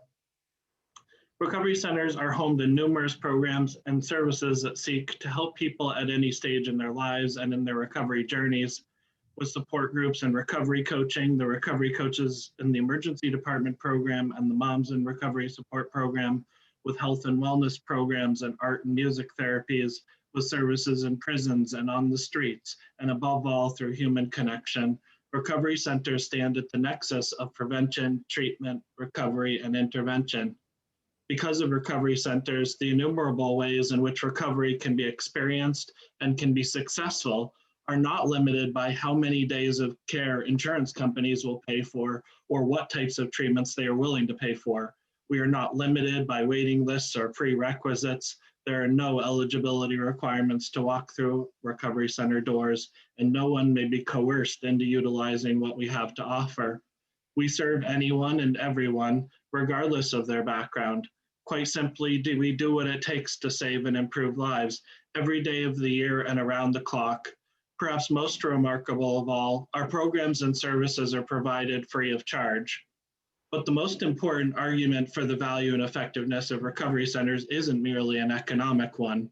I'm here to tell you that there are no relationships, no bridges to authentic connection, no catalysts for trust and understanding, no acts of acceptance and non-judgment so strong and enduring as what exists when a peer works with a peer, as when a person who has lived through addiction, mental illness, poverty, domestic or sexual violence, incarceration, or some other aspect of the human condition connects with another and says implicitly or explicitly, I'm with you, I understand, I'm going to help you get through this, and I will not give up on you. There are no forms of hope and more powerful than the example of someone who has been there and lived to help show the way for another. When I think of recovery centers and other recovery organizations in Vermont, I think about the fact that the staff, recovery coaches, volunteers, group facilitators, sponsors, and other helpers who make what we do possible are the living, breathing embodiment of the promise of recovery and the potential that resides within every person. Every person who survives and thrives in their recovery and chooses to give back is all the proof that we need that every life matters and that every life is worth saving. The loss of even one life is a loss for us all. Every person who has achieved recovery is a bright light in the darkest of places. They are the proof that recovery is possible, that a life lived in recovery can be a beautiful, healthy, happy, and fulfilling one. By choosing to work in this field or to help others in whatever way they can, every one of us helps to provide the understanding, the compassion, the healing, and a way forward and through the darkness that we all seek, no matter who we are and what we've endured. All of us are healing from something, and all of us need hope in our lives. That is what recovery centers are about. Not only do recovery centers serve the most people of any node in the addiction-related continuum of care in the state of Vermont, but we do it with remarkable effectiveness and without significant resources in a way only peers can or would. It is because of this organizational DNA, peer-run, cost-free, and holistic, that we've become a beacon of hope, one that I hope will light the torches of others. Where there is life, there is hope. Where there is life and hope, there can be recovery. Thank you. Thank you, Daniel. That was wonderful. That was such a beautiful, beautiful speech. It just hits everything where, you know, where we're at. I'm going to take us into the next section, which starts with meeting people where we're at. And I'm going to be speaking about our correctional program that we launched here in Rutland. It's one of the programs that is so dear to my heart. And I am so proud that we were able to bring services within, you know, recovery support services into correctional facilities. We started that program back in 2016. Where we were doing recovery groups in our local correctional facility. And we were involved with drug court and, you know, probation and parole. And the work has just been amazing. And the need is so strong. There's many people that are in correctional facilities that need to be able to establish connection with other people in recovery so that they can be successful when they transition out of the correctional facility. We had a 3-year grant that just ended the end of 2020, and we followed 113 individuals, and out of those, 111 have not reoffended, have not gotten new charges, and have not been back in jail. That's a 98% success rate. And when you look at the cost that there is to incarcerate somebody for a year, that saved almost $7.5 million. And, you know, the need for this program is just amazing. And during COVID, of course, we couldn't go into correctional facilities anymore. It was scary. You know, we had Lewis, our recovery coach, that was going up there about 10 hours a week, doing one-to-one recovery coaching with individuals that were in corrections. So what we decided to do is we turned to old-fashioned letter writing. And, you know, that's made a tremendous difference. The connection that we've been able to provide to them, even though we couldn't see them, was just amazing. And the ripple effect from this, you know, and I've got somebody who received our services who is now out. He was released about 7 months ago during COVID. He maintained contact with us, and he's doing well, and he's here to speak about the ripple effect and how our correctional program within the correctional facility has affected him in his life. So I'm going to introduce you now to Pete Fenning. Thank you. Hello.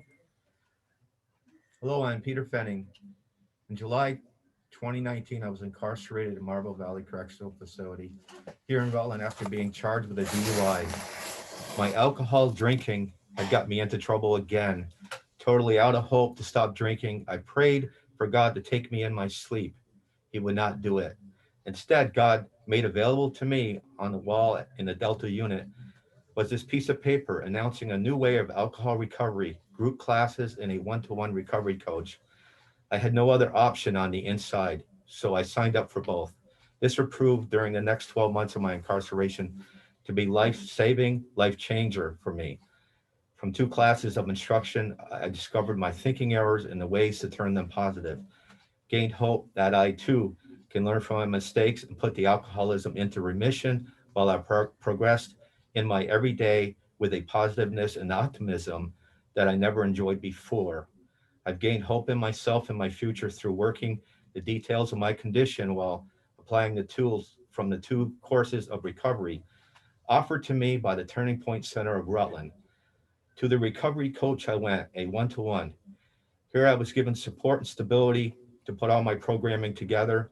This recovery coach knew about alcoholism and how it works and how for me to grow positive one day at a time so well that I thought he was able to read my mind. Truly, the 2 recovery coaches and 2 recovery classes and the recovery coach has saved my life and maybe someone else's.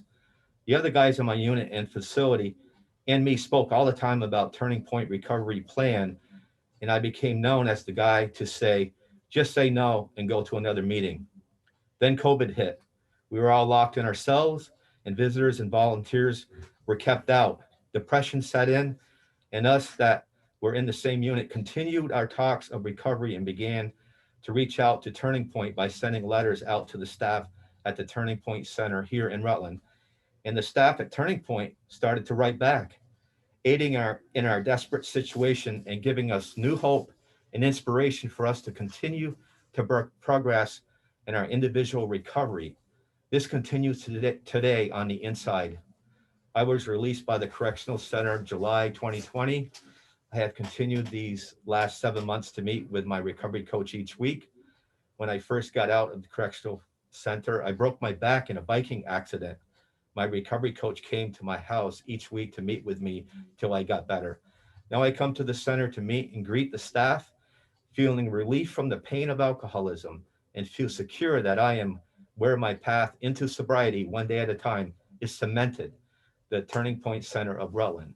I thank you very much for listening, and I hope that you will ensure those in jail and out will have the same hope available to them that I found was available on the inside and now continues for me on the outside. God bless you all. Thank you so much for that, Peter. I also wanted to introduce you to one of our coaches, one of the valuable part of my team, Lewis Nielsen, and have him say a few words. He volunteers his time to do this work, which is truly remarkable. We can't ever pay him enough. And he just brings so much to the table. And here's Lewis. I don't have too much to add to what Pete said. It's I think one of the most important things about this program is that when Tracy started it, it grew and grew and grew and grew.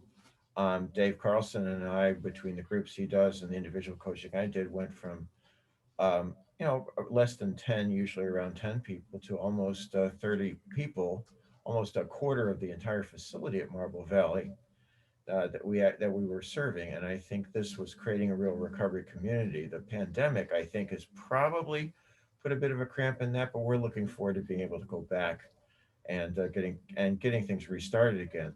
The letters we write, though, I think are sort of keeping the things going, and our hope is that there will still be a pretty good group of people who will be anxious to see us again. Thank you, Lewis.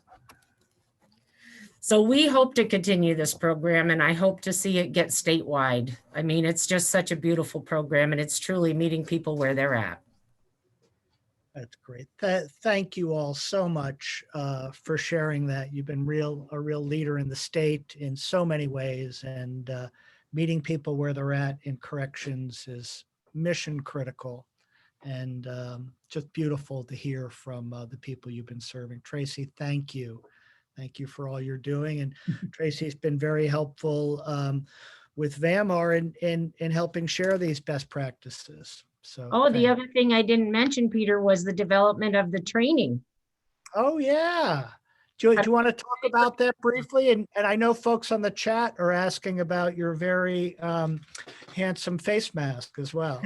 The one thing that came from this program, which I think is beautiful, is that our collaboration with Recovery Vermont and VAMHAR, we were able to establish a specialized training for recovery coaches that are going to go in and work with corrections, to be able to go in the facility. And it was a very powerful training, and it's just amazing. And, this program, being able to meet people where they're at and no judgment and looking at them as people, it's beautiful work. So I hope that program and the training just flourishes. Great. Well, thank you for your help in developing that training, your leadership in developing that training, and for all you do. It's all about sharing with each other these great practices. So awesome. Thank you, Peter. Thanks, Rutland. Great. We are now going to look at another really innovative program of meeting people where they are at, and that is the Recovery Coaches in the Emergency Department program. I feel really blessed to have as my colleague, Vinny, who is the program manager of the RCED program. And through Vinny and through my own enthusiasm for that program, I've been able to see how it's spread throughout the state, and most major health centers and hospitals have a recovery coach on call to meet people where they're at. And we are really fortunate today to have from the Chittenden Turning Point, Al, who's going to talk a little bit about how the program works there and in general. Al, good to see you again. Good to see you. Yeah. I like how you and Peter always include the last name with your addresses to each other. We have to. Yeah. Yeah, thank you so much. This is really an honor to speak here. I've never been involved with Recovery Day in the past, so this is all new to me, and it's really great. Loved what Senator Balint said about the good and the bad parts of the individual. I know I would be in a lot of trouble if that wasn't the case. Gary and Bess love the writing thing. Whenever someone tells me, oh, I'm into writing or music, I just lose my mind, and I'm like, oh, that's pretty much the best thing you could do. And Attorney General Donovan, I really liked what he had to say about the OxyContin companies, as someone whose primary problematic drug of choice was OxyContin, and it's important to remember that the same exact thing is happening now with different substances that fly under the radar. Anyway, I'm going to get started here. We have a handout to go with this because there's a lot of numbers and data, so we'll connect folks with that afterwards. Thank you, Senators and Representatives, for your compassion and concern for Vermonters in recovery from alcohol and other substance use disorders. My name is Al Teodosio.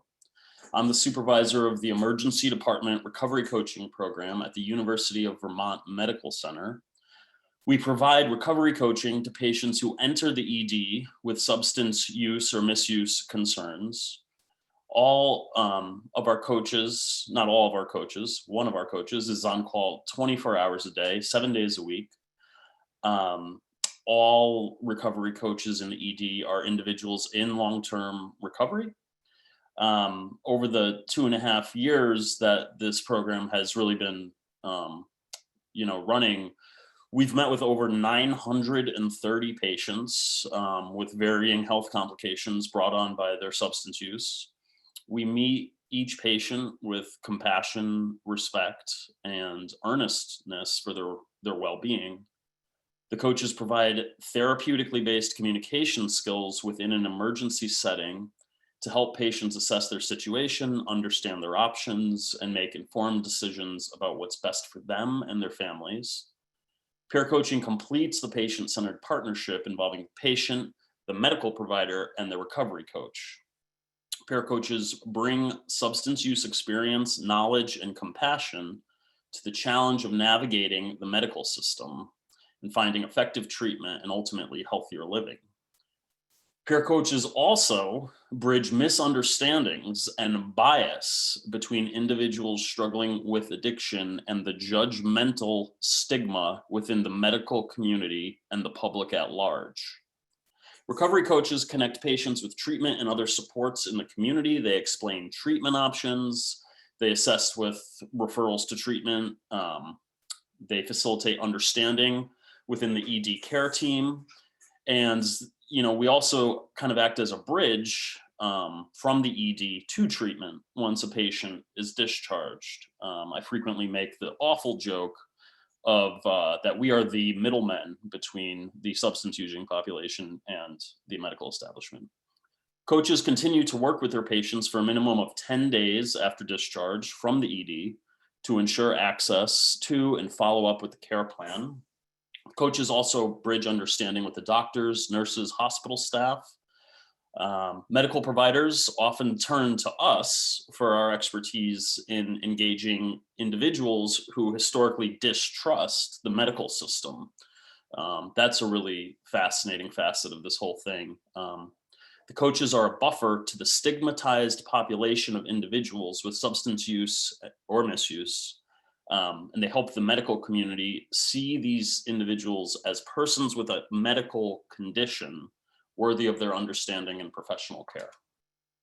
Over the past 2.5 years, approximately 80% of those 930 individuals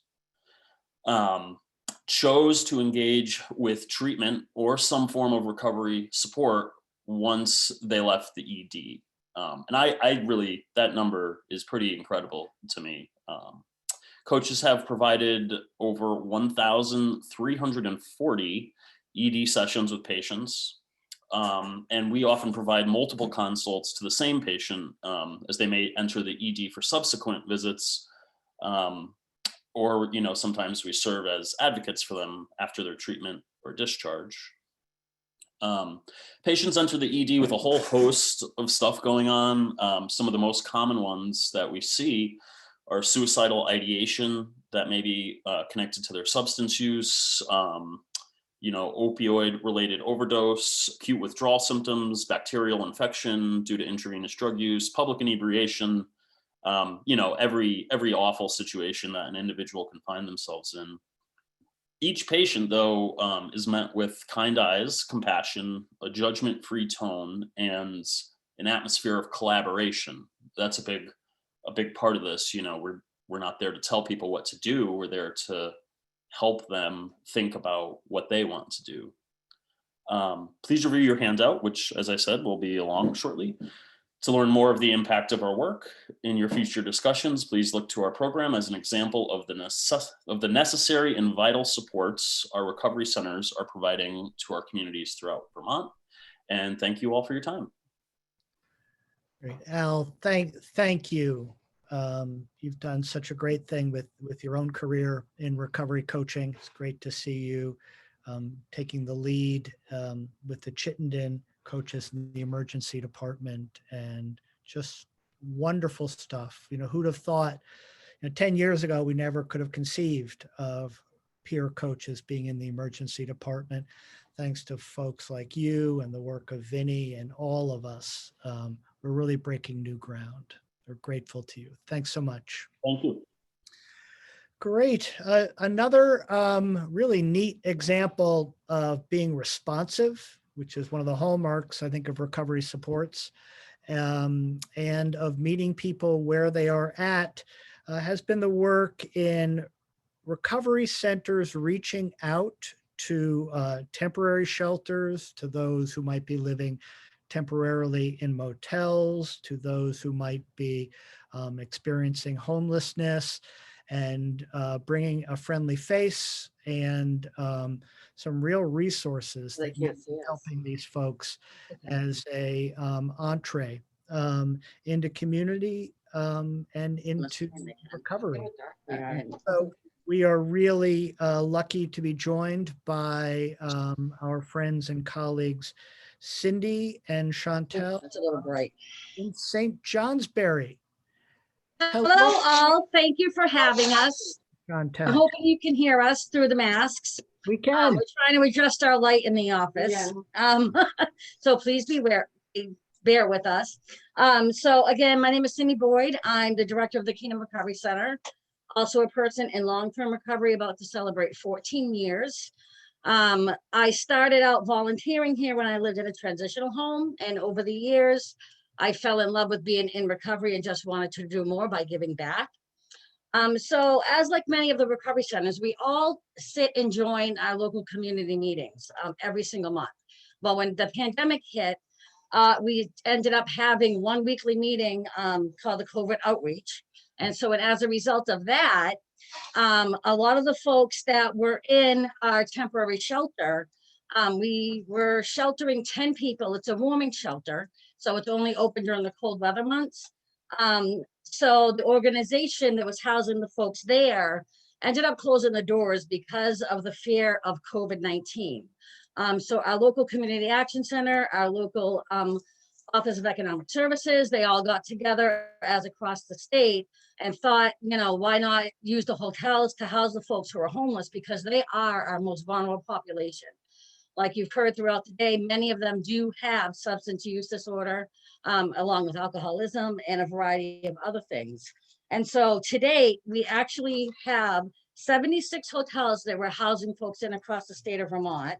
And in those hotels, we've got 2,128 adults and 437 children. So that's 1,799 hotel rooms that are housing folks during the pandemic. And of course, you know, being in isolation for anybody who has a substance use problem, not being able to get out in the community, our substance use will increase, right?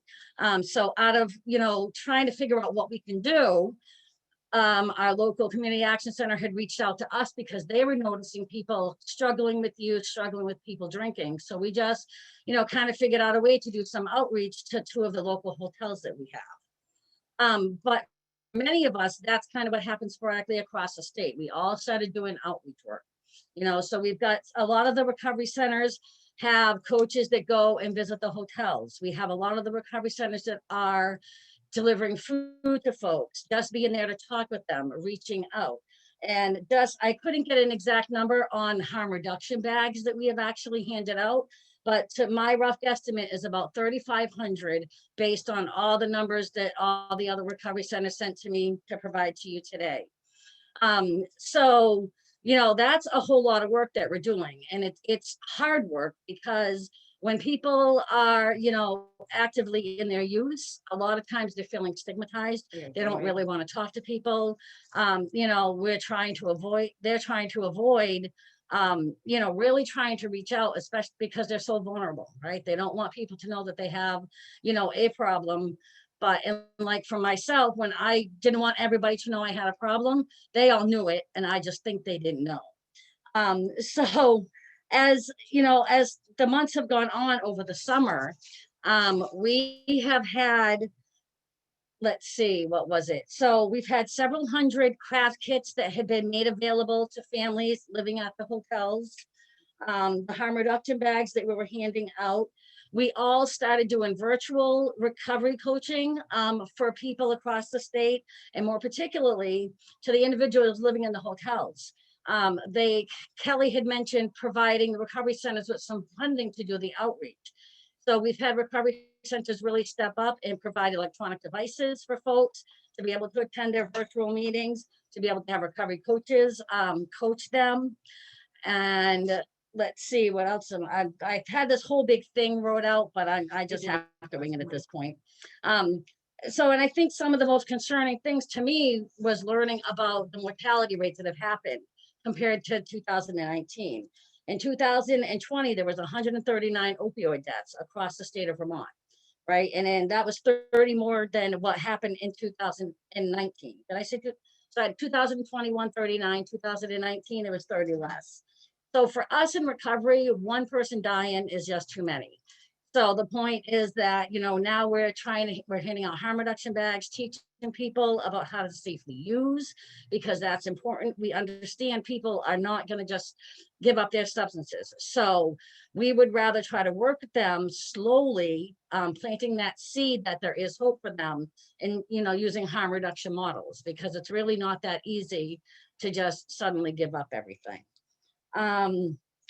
Where did I go? So again, with the food that people are bringing, the harm reduction bags that we're handing out, we've done online book clubs for some of the folks. Some of the local recovery centers have even, you know, got together with the hotel staff and made napkin available on every floor. The hotel staff for in our area have been great. You know, they will come to Chantel, who's sitting right here with me, and, you know, that they've identified folks who may be struggling with either substances or alcohol. And so, you know, it's kind of an introduction, and she, you know, just, you know, knocks on the door, and if they don't answer the door, she leaves her business card. And, you know, and it's taken her a little while to kind of build those relationships, because that's what it's all about, relationship building and trust before we can even attempt to try to help anybody. And I think, you know, with this pandemic, it's become more and more prevalent of how many folks, you know, have developed substance use disorder. Even for those who were working and laid off, you know, or being able to work from home, people who happen to be social drinkers are now alcoholics. Folks who might have dabbled in substances are now, you know, using substances on a daily basis because they, you know, they were bored. confused, scared, and in isolation. Isolation can be death for anybody who's trying to not use substances. So I'm going to let Chantel talk a little bit more about the work that she does locally to our hotels. And I do want to give a shout out to the state of Vermont and our local economic service agencies, because they really pulled it together to really serve this most vulnerable population, and then to bring like recovery centers in to provide the work. It shows the value that we have within centers, and days like this, getting the word out there, having everybody that spoke from the State House, it's just, our movement is growing, and, recovery centers have been around for over 20 years. I feel like the Upper Valley Turning Point was the very first recovery center, I feel, so we've just grown and grown. And now the work that we do is more valuable than ever. And again, coming from peers, that's it, we're able to relate to people. And that's how we're able to help and give back. And it gives them hope, which gives us hope to continue this work. So, and this is Chantel. Hi, I'm Chantel. I'm Chantel's Paradise. I actually, February 23rd, I'll be in recovery for 6 years. And pretty much what my job entails is I go to the 2 local hotels around here, and I usually go for a couple hours at each hotel a week. And like Cindy said, it took me about 4 months to earn their trust. And then they finally started coming to me and asking like what I did. I hung up a lot of flyers. I handed out a lot of business cards, and I sat there for hours for months to kind of let them know like I wasn't going anywhere. And then they, they approached me and I approached them. And so now I see about 6 people in the outreach program weekly. And then I go to the hotels and I kind of hold like a group, they all come outside, they talk to me, I check in with them, I ask them how they're doing. I ask them if, what's going good this week, what they want to work on for next week. And I also hand out packets from like workbooks that I have like 7 or 8 workbooks that I kind of put together, and they fill out the packets and then they bring it to me and I go over it with them when I stop in at the hotels. And I also try to work with other agencies, because obviously like, co-occurring problems. I try to work with them so that we can have the best team for the person possible, so that they can get the best help possible and make sure that all their needs are being met, not just on, a recovery level, but also with mental health, food, making sure that they have all of that set up. And I guess that's pretty much all I do. Is that it? Is that it? Okay. That's all I do. I go chat with people. She likes to go and chat. I go chat with people. I think we all know I like to talk. It is just phenomenal how you've really pivoted when COVID hit to do even more than you all were doing previously. We're it's heartwarming to see how you all not only care so much, you get recovery, you get peer supports, and you're meeting people where they're at. You're just going out there and doing the hard work. And we're deeply, deeply grateful to you. So thank you, St. J. Thank you. Love you guys. Love you. All right.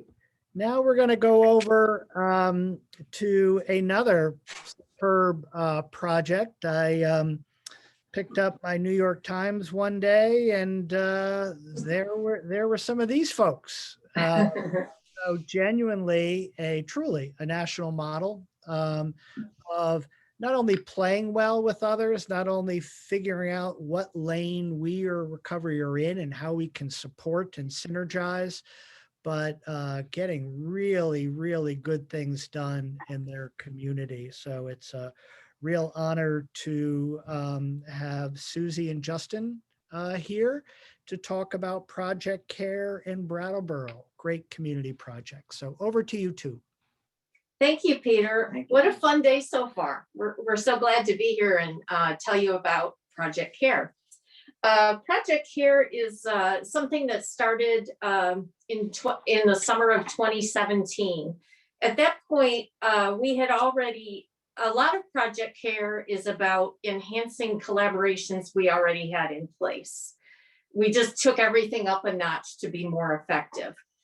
So in 2017, we were already working with the police. They were already getting to know our recovery coaches, and we were finding some common ground. And they were getting an understanding of the recovery process and getting to know the good news that recovery does happen. Because very often the police and first responders see us at our absolute worst moments. And then they hope for the best, but they don't really know what the happy endings are when they happen. So we got to work with them and spend some time with them. And we had some common ground, like things, the stigma that we deal with stigma so often in our work as people in recovery. And the police have, they feel stigmatized too sometimes because of their work and how they're perceived in the community. So we sort of had that common experience to build on. We also, we've done a lot of cross training that they've attended some of our stigma awareness and ACEs and trauma informed. They've attended a lot of our trainings, and one of them was on motivational interviewing. And one of the captains said, "Oh, we do that. That's kind of like what we do when we're in domestic violence situations, and we're trying to just comfort and listen and de-escalate the situation." So we were able to kind of build on some common ground. And our police chief always said that we can't arrest our way out of this problem, that it's a healthcare issue, and so jail wasn't the answer. And the Brattleboro Police Department changed their mission to be focused on to distinguish between people who need our help, those who make poor decisions, and those who choose to victimize others. And the people who need help, it was our goal to get them help. So we were working on that. And then on July 4th in 2017, Brattleboro saw 12 overdoses in one day. And it was such a wake-up call. We just thought we have to do something more. And so we brought together several other organizations, including the Brattleboro Memorial Hospital, the Brattleboro Retreat, the Brattleboro Union High School, Groundworks Collaborative, the Habitaco Methadone Clinic, and Healthcare Rehabilitation Services to all come together as partners. We were already partnering, but we wanted to take it up a notch and to just see what we could do to work better. And part of that was to just, it's about meeting people where they are in a whole new way. In wherever you interact with somebody, if there's a barrier, that's where the barrier is resolved. And so we worked closely with the treatment centers. And let me see, one thing the Brattleboro Police Department has done is that when people are in lockup, they used to have to go without their medication-assisted treatment. Now the police department will take them to get dosed while they're in jail so that they don't have to be miserable and risk a relapse when they're released. So we've done a lot of partnering through our overdose follow-up calls and our community outreach. And that's enough out of me, and I'm going to let Justin. The town saw our progress from 2017 to 2020. And as of the 2020 budget, they put funding in the town budget so that Turning Point coaches could be compensated for their time, which had been voluntary up to that point. And Justin Johnston here is our Project Care Coach Coordinator. Thank you, Susie. It's a pleasure to speak with all of you and listen to all the amazing work you're doing. I became Project Care Coordinator, and when I started, one of my main focuses was building on the relationships we have with partners, and also really finding ways to meet people where they are and include new partners, and come up with some cool ideas to connect with folks. And recently we've started working on some really great ideas with new partners such as youth services to connect with young adults and their families. We've started connecting with Safe Children's Advocacy Center, who also works with young adults and families. Something I'm really, really excited about because of my own personal journey is new partnerships and ideas with probation and parole.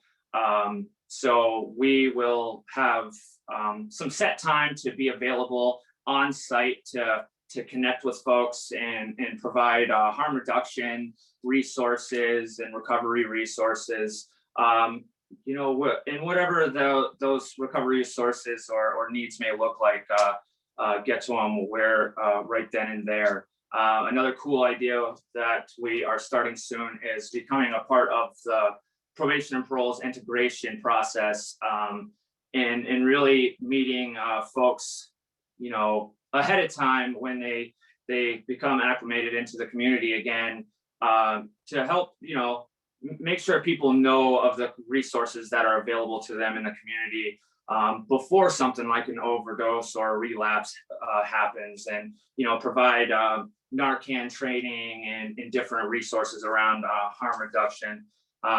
We work really closely with Groundworks in our community to really meet people at our local hotels and housing partnerships to treat them, you know, in ways that are they're treated with dignity and respect and compassion.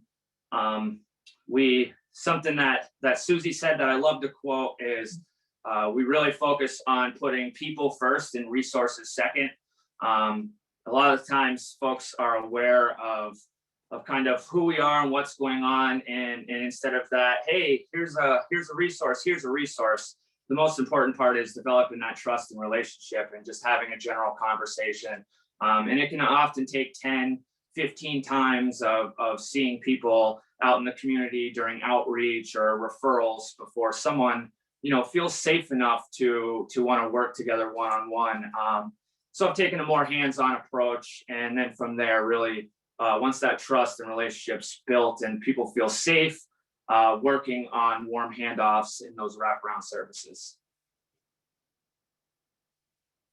So yeah, I see Peter come on, so I take it as that's my cue. It's our cue. Thank you, Peter. No, Thank thank you. you all. What a, just look through the chat. Just what a model program, and the kudos you all are getting. There's so much richness there that we can all learn from. We're really grateful to you all. Thank you. Thank you. Thanks. Thank you. Great. Next up, we have our colleague Fawn Montaigne. Fawn has been a real leader in Vermont in bringing in the importance of data. These stories are mission critical. They're what recovery is about. And as we make our case and work with the community and community leaders, we want to make sure we're always bolstering it with really good, sound data.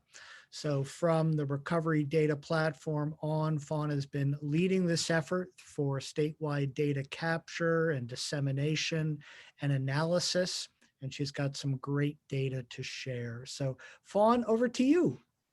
Thank you so much. What a great day so far. This has just been absolutely wonderful. Good morning again. My name is Fawn Montaigne, and I'm the Executive Director for the Vermont Recovery Network. As Peter said, I was invited to share on the topic of data collection, maintenance, and evaluation, and its purpose with all of you this morning. I am grateful for this invitation, and I will now endeavor to make hearing about data somewhat interesting with our time today. Vermont Recovery Network provides the data platform, technical assistance, and a wide range of support to the 12 peer-based recovery centers throughout Vermont, where we are absolutely privileged to work beside the peer professionals who are advancing access to recovery from addictions in their communities. We work to support a strong, sustainable network of recovery centers in Vermont by uniting and supporting peer-based recovery centers, providing community-wide recovery education, cultivating hope, and empowering the community to save and rebuild lives. We envision a recovery-oriented system of care that supports self-directed pathways to recovery by building on the strengths and resilience of individuals, families, and communities. So quite simply, we collect a lot of data and it serves an array of purposes. It serves the individual, serves the organization, it serves the funding. Outcomes are important. The insight is absolutely invaluable. Recovery centers collect and track basic information from their guests. Then, depending on which services are engaged, additional information is logged into the recovery data platform. By all 12 centers for all core and core plus services, the data collected demonstrates utilization of the support the recovery community centers provide, what is working, what is not working, what new opportunities are present to maintain and grow engagement. We also track community collaborations and linkages, referrals, and in some cases, follow-up. Over time, through data collection, we can tell the story of someone's recovery, most often to them when working with them. Reflecting on one's recovery history, literally being able to see all of the times they've accessed support, whether it was recovery coaching, attending meetings, or participation in center activities. And they are able to identify when things were going well, when things were going really well, and when they could use some help. Data collection is not a light undertaking, nor is the maintenance and evaluation of it all. Vermont Recovery Network maintains the recovery data platform and retains the services of Aaron Jenkins as our RDB contractor, who needs to be mentioned today. Aaron supports all of our partners at Recovery Vermont and our recovery services manager, Kelly Morrill, at the state. We are grateful for all Aaron does and for Faces and Voices of Recovery, who created this platform and made it available to recovery community organizations nationwide. As an organization committed to peer-based recovery, and as a person in sustained recovery from alcoholism myself, it is significant to note that our data is housed on a platform which nearly 60 other recovery community organizations throughout the nation are using. Data. It satisfies the grant deliverables embedded within federal, state, and local grants that nonprofits are relying upon for funding. It drives the creation of new funding opportunities. The data maintained is used to answer questions within funding applications, impacting why the applying organization is or is not selected. Data is collected to demonstrate linkages between organizations, illuminating opportunities for collaboration and the breaking down of silos. I selected 2 projects that we did this year that might hold your attention, and I'm going to share them now.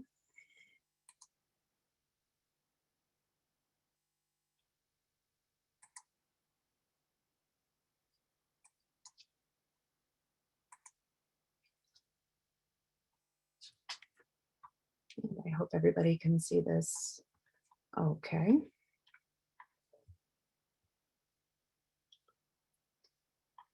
In September, along with Jody Kamen and Patrick Kinner from the Center of Behavioral Health Integration and Recovery Vermont, through our SAMHSA funding, we presented the Vermont Recovery Awareness Survey and its findings.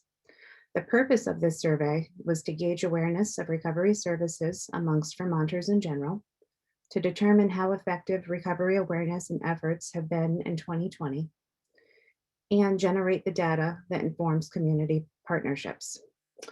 We twice issued this survey, the first time in January 2020, and then again in August 2020. Over this time period, Vermont Recovery Network and Recovery Vermont engaged in various activities intended to impact the awareness of other recovery services in Vermont. And we were also partners to many others. We had lots of social media. We learned lots of new platforms. I confirm we did not use TikTok. However, we got good results. The results were here. Of the 300 completed responses, 100% of the respondents completed the survey in its entirety. The results demonstrated our efforts were effective. Awareness of advocacy organizations increased between surveys. General awareness of advocacy groups appears to have gone up considerably. We saw growth in the awareness of multiple pathways and identifying what a path was and what were being utilized as well. I'm going to switch screens.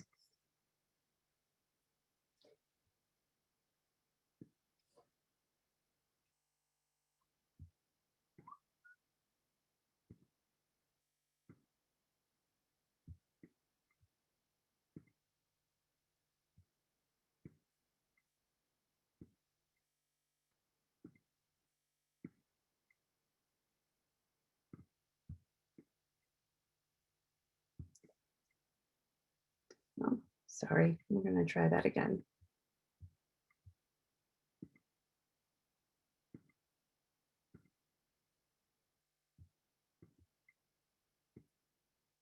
Second time for the win.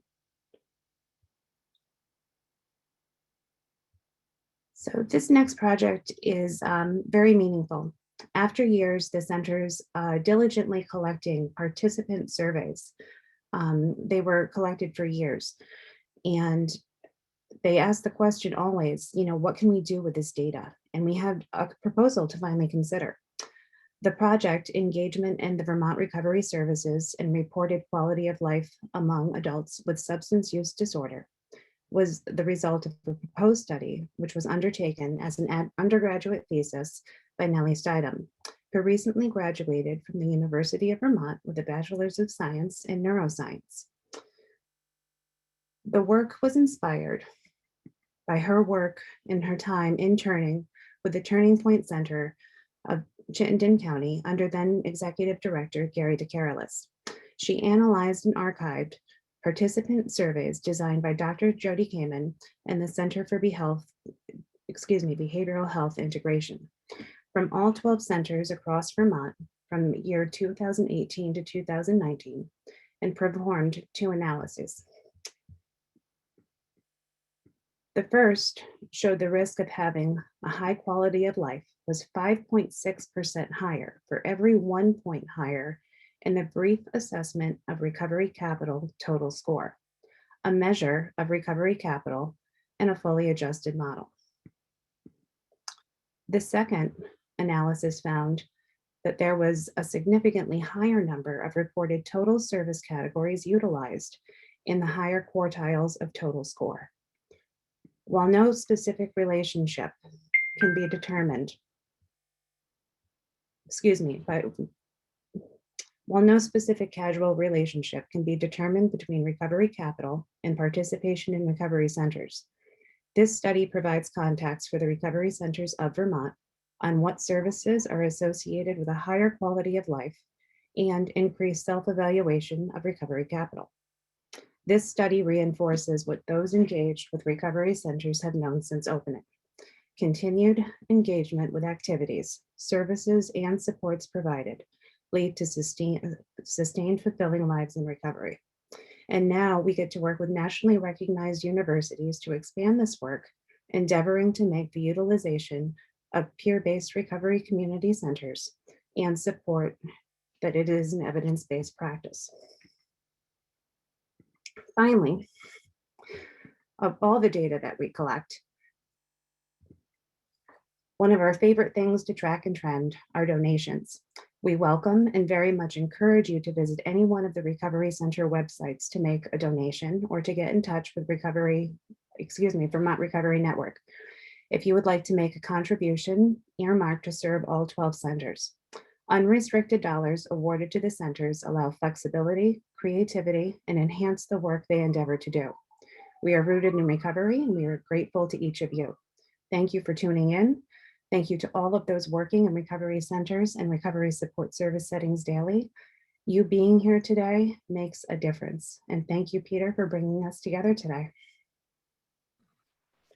Thank you, Fawn. That was great. We'd love to get a copy of your slide deck so we can share all that great data with the participants today. Really appreciate you. Thank you. Wonderful. Let's go now to another one of our annual parts of Recovery Day, the Jack Berry Award. Jack Berry is a legend. The late Jack Berry is a legend in Vermont's recovery community. He was talking about recovery and his own recovery and breaking down stigma and barriers decades ago, before you were even born, Ron, maybe. So Unlikely. It's my pleasure to turn this over to 2 other great stigma busters, Daniel Franklin and Ron Stankovich, who will be presenting this year's award. Good to see you both again. Thanks, Peter. It's an honor to have the opportunity today to present the Jack Berry Communications Award to someone who so fully embodies the legacy of Jack's work, I'm proud and thankful to present the 2021 Jack Berry Communications Award to my mentor, colleague, and dear friend, Ed Baker. Practically since the day Ed entered recovery more than 36 years ago, he's been a champion for recovery in all its forms and for people in recovery. He's been a champion of kindness, decency, compassion, acceptance, respect, and love for others. A profile in courage, Ed was open and outspoken about his story before it was really as acceptable as it is now, back in the days when it was still commonplace and acceptable to refer to people as addicts and junkies rather than as people at all. And he has practiced what he has preached, whether it is in overcoming substance use disorders or in changing the language we use about people with addictions, or in advocating for recovery and the richness that can come through a life lived without substances, no matter the hurt and trauma we've been through. Ed has always been a champion for others. After getting his master's degree in social work, Ed served as a licensed clinical social worker and licensed alcohol and drug counselor for more than 30 years. Living in Morrisville at the time, in the fall of 2009 and early 2010, Ed was one of the primary drivers in the establishment of North Central Vermont Recovery Center and served as the first chairman of the board. After years of distinguished service, Ed took on another role in Burlington where he and I met, and as well as Ron, and Ed began creating presentations and authoring articles on such topics as the brain science of addiction, softly spoken advocacy, positive messaging, and stigma that have taken him around the country to influence how people think and speak about people with SUDs and in recovery. I would argue that Ed has been a key figure in changing language commonly used in Vermont when discussing addiction in numerous settings, from businesses to the State House to task forces, to the extent that Ed's advocacy to remove the word abuse from state and federal agency names will come true in the coming years. Ed also became the host and producer of the Addiction Recovery Channel in 2017, which has been one of the most watched shows on CCTV Channel 17 ever since. In many ways, Ed picked up Jack's torch and ran with it. Whether it be as a counselor, a peer, a recovery center founder, a media personality, a speaker, an author, or a friend and family member, Ed's legacy is immeasurable. Ed says he's retired now, but the truth is he can't stop helping people, and I don't think he ever will. Anyone who knows Ed knows the energy he has and the will to right wrongs and to make lives better that radiates from his very body. And this blues playing, mountain biking, indefatigable, lion-hearted man is not done yet. In many ways, Ed created some of the most enduring parts of his legacy late in his career. And I believe the recovery community owes Ed a debt of gratitude for contributing to the world we get to live in today, whether we are in recovery or not, and for helping to show us all the way over the last 4 decades. Thank you, Ed, and congratulations. I'll chime in here for a couple of moments. Thanks, Daniel. Your words were impeccable and so to the point and so accurate. I'm delighted and just grateful to be here to celebrate with all of you and recognize Ed Baker's contributions and achievements. Honestly, when I think of Ed, 2 words come to mind: passion and authenticity. His passion is obvious to anyone if you speak with Ed for more than 15 seconds. It comes through loud and clear. It permeates everything he does, even though he says he's retired. Hint, he's not. Ed's passion brings light where there is darkness, knowledge where there is misunderstanding, and hope where there is despair. A major tenet of Ed's work has been and continues to be positive messaging to address stigma. The authenticity he displays is contagious, and the message delivered is crystal clear. We all should respectfully challenge stereotypes through the lens of science. With understanding and support, voices will be heard and respected. Healthcare will become accessible, and most importantly, a life of recovery is within reach. A perfect example of putting his passion and authenticity into action is through the Addiction Recovery Channel, which Ed produces. His vision was simple: involve experts across the continuum of care to dispel stigma, develop awareness through science, and generate compassion and support through understanding. So it's with great pleasure that both Daniel and I present the Jack Barry Award to our dear friend and colleague, Mr. Ed Baker. Well, thank you. Thank you, Peter. Thank you, Ron, and thank you, Daniel, for your kind and warm introductions.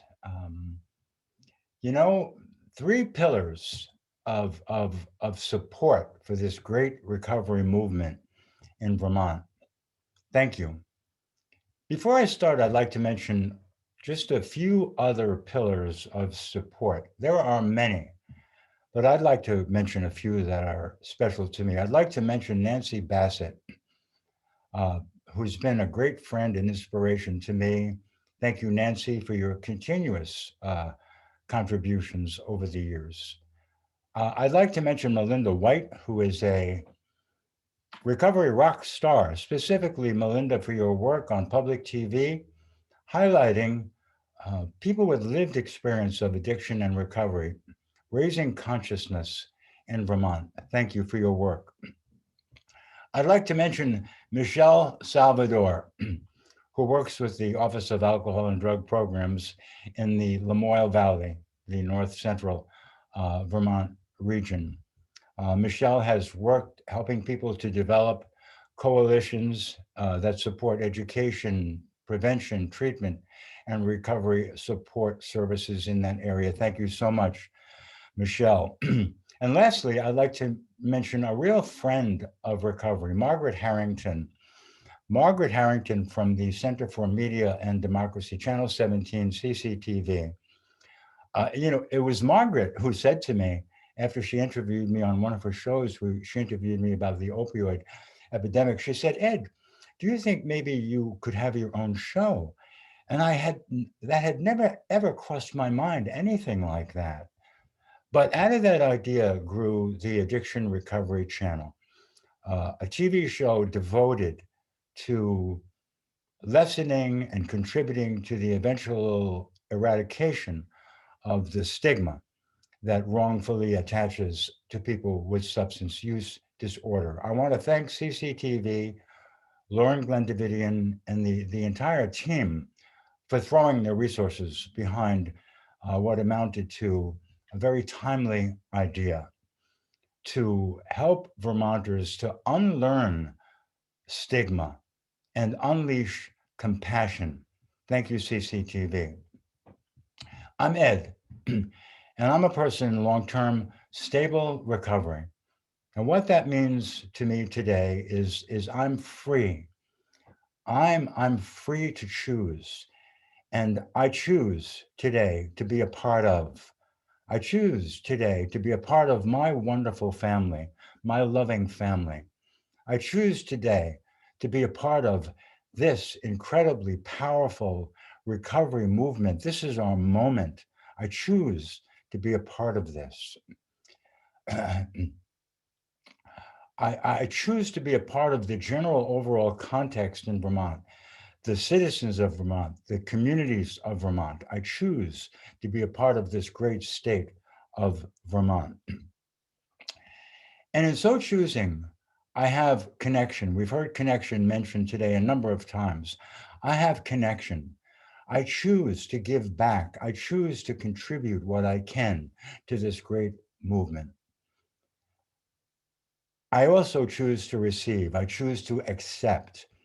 Those of us in recovery, we meditate about acceptance, we pray about acceptance, we read about acceptance, we talk about it. Usually we practice it in relation to great adversity. When we face adversity, we strive for acceptance. Today, it's different for me.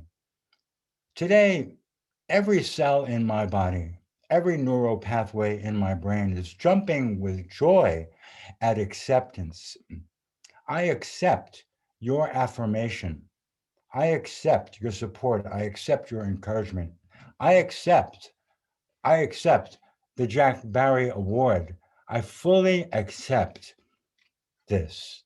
I accept it on behalf of you. I accept it on behalf of you who came before me, who came before us, who cleared the way and laid the groundwork for this great structure of recovery that we're building. I accept it on behalf of you, you who cannot be here with us today, you who cannot be here with us because you've been taken from us by addiction. I accept it on your behalf. And I accept it for you. I accept it for you. Everyone in this great virtual room of recovery and beyond this room, everyone in recovery, friends of recovery, supporters of recovery, I accept it on behalf of you. Beacons of hope that you are. Shining north stars of example that you are.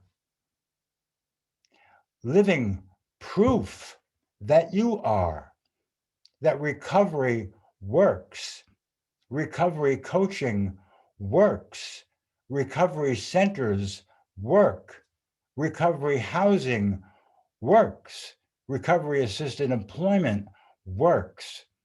We recover, we get better, we become enthusiastic, we become fulfilled, and we give back. I celebrate you today. Thank you. Thank you so much. Thank you so much for having me. Ed, thank you. And I hope you'll take a second to look through the chat and to see all of the love and appreciation and acceptance of the gifts you've given us over the years. You've been you've just had a uniquely powerful role in Vermont's recovery community. And we love you and we're grateful to you. And we look forward to our continued work together. So thank you. I love you all too, Peter. Thank you. All right. Take care. What a great guy. And what a fitting recipient for the award. Really sweet. I want to, I know we've had a couple of our other colleagues and friends and supporters from ADAP who've joined the Zoominar. I just want to thank them. Thank Cynthia Seavright and Lori Ertz, who've done such a nice job for us. So thank you for taking the time to join us and to listen in. We heard from your colleague, Kelly Morrill, earlier, who was very articulate about all the great work you're doing there. Thank you. Thank you. And double thank you because you're doing all of this while the Department of Health is under unique strains this year. As we've been talking throughout, we've got some really strong recovery supports in Vermont. Some of them have been established for a while now, for over 25 years. I think the first recovery center was established. The newest movement is the recovery residence movement, where we are working with some really, really good folks who are creating some really, really good, safe, clean, healthy, supportive, recovery-informed places for folks to live, which is the research shows is just an absolute key in one's recovery journey. It's a real treat for me to bring to the stage Dave Regal, who I met maybe 7 years ago when he was talking about recovery residences. And I was like, what? I wasn't really sure what they were or what it meant. And he's been so patient and helpful with all of us in getting this up and running. He started by working literally two full-time jobs, one at JetBlue to pay the bills, and then a second full-time job just getting the movement up off the ground. Dave, thank you for all you've done over the years. And then our friend and colleague, Melinda White, who many of you know, who is just a shining beacon Talk about beacons, to use Ed Baker's phrase. You know, whenever I get an email from her, no matter what difficult thing we're working on, it's like, hello, sunshine, let's work on this tough thing together today. And I love that recovery energy. So over to you two to talk about recovery residences. Folks here are eager to learn more. Well, good morning, everyone. I appreciate the opportunity to be here and talk a little bit about the recovery residence movement and, you know, kind of what's led up to where we are today. And then I'll turn things over to Melinda to introduce somebody who's provided a video about their personal experience in the Phoenix House, which is a recovery residence in Vermont. So my name is David Regal, and I work with Vermont Foundation of Recovery. I'm a person in long-term recovery. And when I came out of treatment, some of you will remember Maple Leaf Farm. I came out of treatment in 2007, and it was pretty clear to me that there weren't a lot of options out there for recovery residences, and the options that were out there, a lot of operators felt the need to operate sort of in the shadows, in fear of, you know, not in my backyard, the stigma that everybody has talked about. And it was just really tough. And everybody was trying to do the best they could to help and support and provide safe and stable and structured housing for individuals with substance use disorder. But there just wasn't a lot of support or understanding for that. So Andrew Gagne and I got together in 2013, and at the end of 2013, Vermont Foundation of Recovery was formed as a nonprofit organization, and our goal is to create high quality recovery residences throughout the state of Vermont. And we had the opportunity early on to try to break down barriers and speak with representatives to the legislature and throughout Vermont. And it was clear that there wasn't a lot of understanding. And through some of the research that we put in and the time and effort to find resources that would help people to understand better, we stumbled on NAR, which is the National Alliance of Recovery Residences. And it was in 2016 that we were able to go to the NAR conference in Boston, the annual Best Practices Summit. And we wanted to create an affiliate in Vermont. And through some hard work and support from VAMHAR and a task force that came out of a work group that was going on there, VTAR, which is the Vermont Alliance of Recovery Residents, was formed, and they hired their first executive director, Jeffrey Moreau, in April of 2019. And in the fall of 2019, the 5 Vermont Foundation of Recovery homes became the first in the state of Vermont to be certified to national standards, which is just a huge deal. And today there's 17 recovery residences in the state that have become certified. There's 4 additional that are in the process of being certified. And the movement as a whole has come a long way and still has a long way left to go. Representative Killacky mentioned earlier the number of beds that are available in the state of Vermont as opposed to what the need is. And there is a huge goal to expand recovery residences statewide and to have that available in all communities to everybody that needs it. And the work with the bill in the legislature, as well as what VTAR is doing and all of the different recovery home operators throughout Vermont is just tremendous. And it's going all in a positive direction at this point. And you know, I'm just grateful to have had the opportunity to be a part of it. And at this point, I'll turn things over to Melinda to talk a little bit more. Thanks. Thank you so much, Dave. I feel like I'm at a family reunion today. This has just been an amazing day. My name is Melinda White. I am a person in long-term recovery. What that means to me is that I have not had to use a mood or a mind-altering substance since December 28th, 2011. I am living a life that allows me to be of service to God and my fellows, and that has been my passion in my world today. Earlier, Daniel Franklin had said, and I'm going to quote, "Risen like a phoenix." And that phrase hit me in a powerful way because I'm now part of the Phoenix House of New England's family. So again, I refer to family. I work in the new Phoenix House Health and Recovery Solutions outpatient spoke. When Northwestern Medical Center's Partners in Hope and Recovery Clinic had to close due to COVID, Pete Muma, who's our president and CEO, of Phoenix House in New England paved the way for our amazing staff and beautiful patients to stay connected. And we're able to continue providing critical service at the most necessary time I've ever witnessed in my life, which is now. And when I look back on the challenges from 2020, I'm reminded that all of the water in the ocean cannot sink a ship unless it gets inside the ship.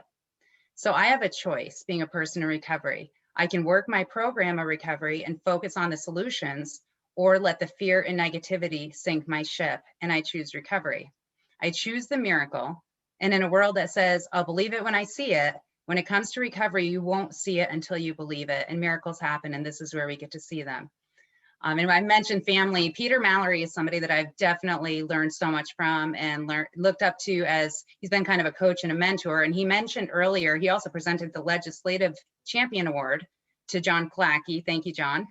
And spoke of the Bill H-211, which is supporting the recovery residences. We couldn't need this support more now than ever. We have an addiction endemic, we have a housing epidemic, and recovery residences combine the solution to both. So I just want to put one more plug in for that, Bill, and your support. So we have a gentleman who lived through the experience of the recovery residents of Phoenix House. Bianca Blakener, who's our director of clinical services, recommended this individual, and he is absolutely amazing. I'll admit that I've already watched him a number of times in this video clip, and my heart was overwhelmed. So I'm going to turn it over to our friend Vinny to pull up that video so you can learn about the experience that Tyler Green had at the Phoenix House. All right, so my name is Tyler. Grateful to call myself a recovering addict. I've been asked to talk today about my recovery, not about what led me there, because it's the same as everybody else's. But about 3.5 years ago, I was tired. I was sick of it. I was done, you know. And I decided to go to rehab and try to get into a sober house, and ended up going to rehab and went to the Phoenix House in Burlington, which was by far the best decision I've ever made in my entire life. Yeah, I didn't think so at first. When I first got there, the rules and the programming, you know, and the constant being on top of me, it was a lot. You know, I didn't care for it. I like to be able to do what I want, when I want, however I want to do it. You know, that's probably what got me in the position I was in the first place. But it was like 3-4 months into being at the Phoenix House, and I was, you know, I was still in the mindset. I was feeding into the negativity with everybody else, and I was talking to other people. You know, I was talking to this guy who was my recovery coach, and he told me to go to a different sober house. He could get me in, this and that, you know. So I went and I interviewed, you know, and the place seemed great. It was everything I wanted. Zero accountability, zero staff. I can come and go as I pleased. All I had to do was not get high, right? Easy enough. You know, so I applied, they accepted me, and my partner at the time thought that maybe I shouldn't go. You know, because in her mind, I needed the structure, you know, the accountability. So I ended up listening to someone else's advice for once, and I stayed, which, again, I'm glad I did. You know, and I was at the Phoenix House for 18 months, I think.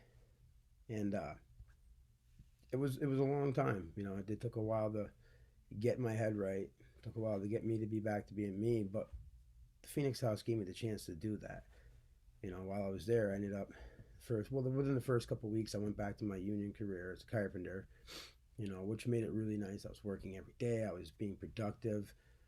But the Phoenix House gave me time to get back to being me. You know, like, yes, the groups, the programming, it all seemed like a lot of nonsense for a long time.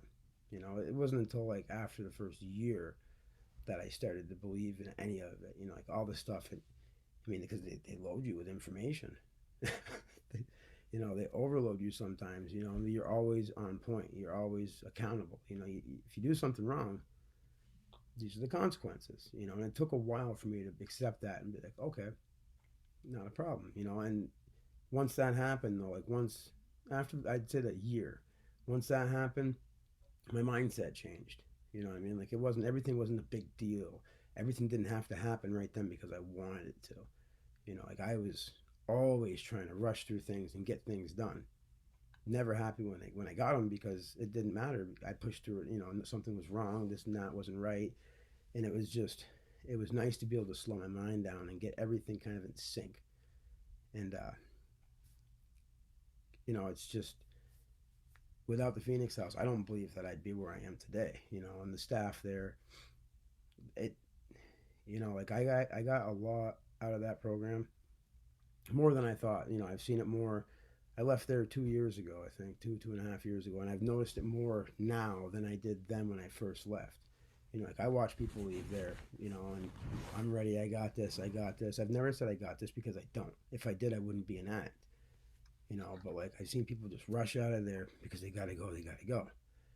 And either A, they come back, or they go to jail, or they die. You know, and myself, I took my time. It was my time to leave when I left. You know, I'd been the overnight manager for about a year when I left. And I did, you know, it was my time to go. Like, I wanted to be out on my own.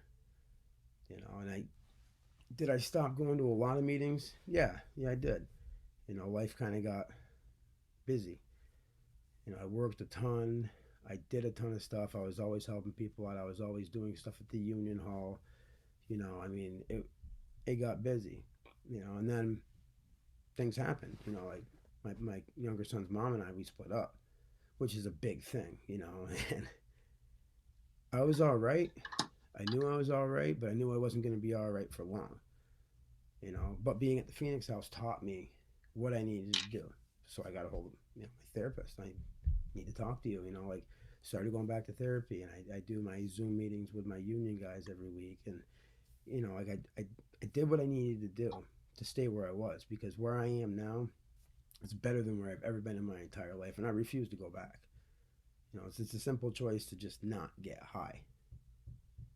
It sounds easy. It can be hard sometimes, but I know what I need to do. And I learned this at the Phoenix House. I mean, I've heard it before, you know, in the meetings and all these slogans and sayings that when I heard them in the halls, you know, they sound stupid. It's like redundancy over and over and over again. But it all makes sense. You know, things like live in the day, living now. It makes sense, you know, and I just don't think that I would have a life, you know, without going to the Phoenix House, Bianca especially. I mean, I've never met a person like her. It'd be nice to meet a couple people like her, but I don't think there is anybody like her. But without her and the Phoenix House there for me, I wouldn't be here. I can guarantee you that. You know, I don't know where I'd be. Chances are good either I'd be in jail or I'd be dead. You know, and that's sad. You know, like I have my sons back in my life. I'm very, very, very well respected at work. You know, I keep moving up, which is great. You know, it's great for me. And that wouldn't happen without the Phoenix House. It wouldn't happen without people there pounding it in my head every day. Accountability, responsibility, you know. And I just say that if anybody's out there that wants to go to rehab and is thinking about a sober house, the Phoenix House, any sober house, but my mind is Phoenix House, because that's where I got better. And it's, I don't know, I feel that just the rehab thing is, if you're just going to do 30 days in rehab and go back to where you live, it's a waste of time, because you're going right back into the same nonsense you left. So, yeah, I'm not any good at this. I really don't like talking, but I wish you all well. Get better. Bye.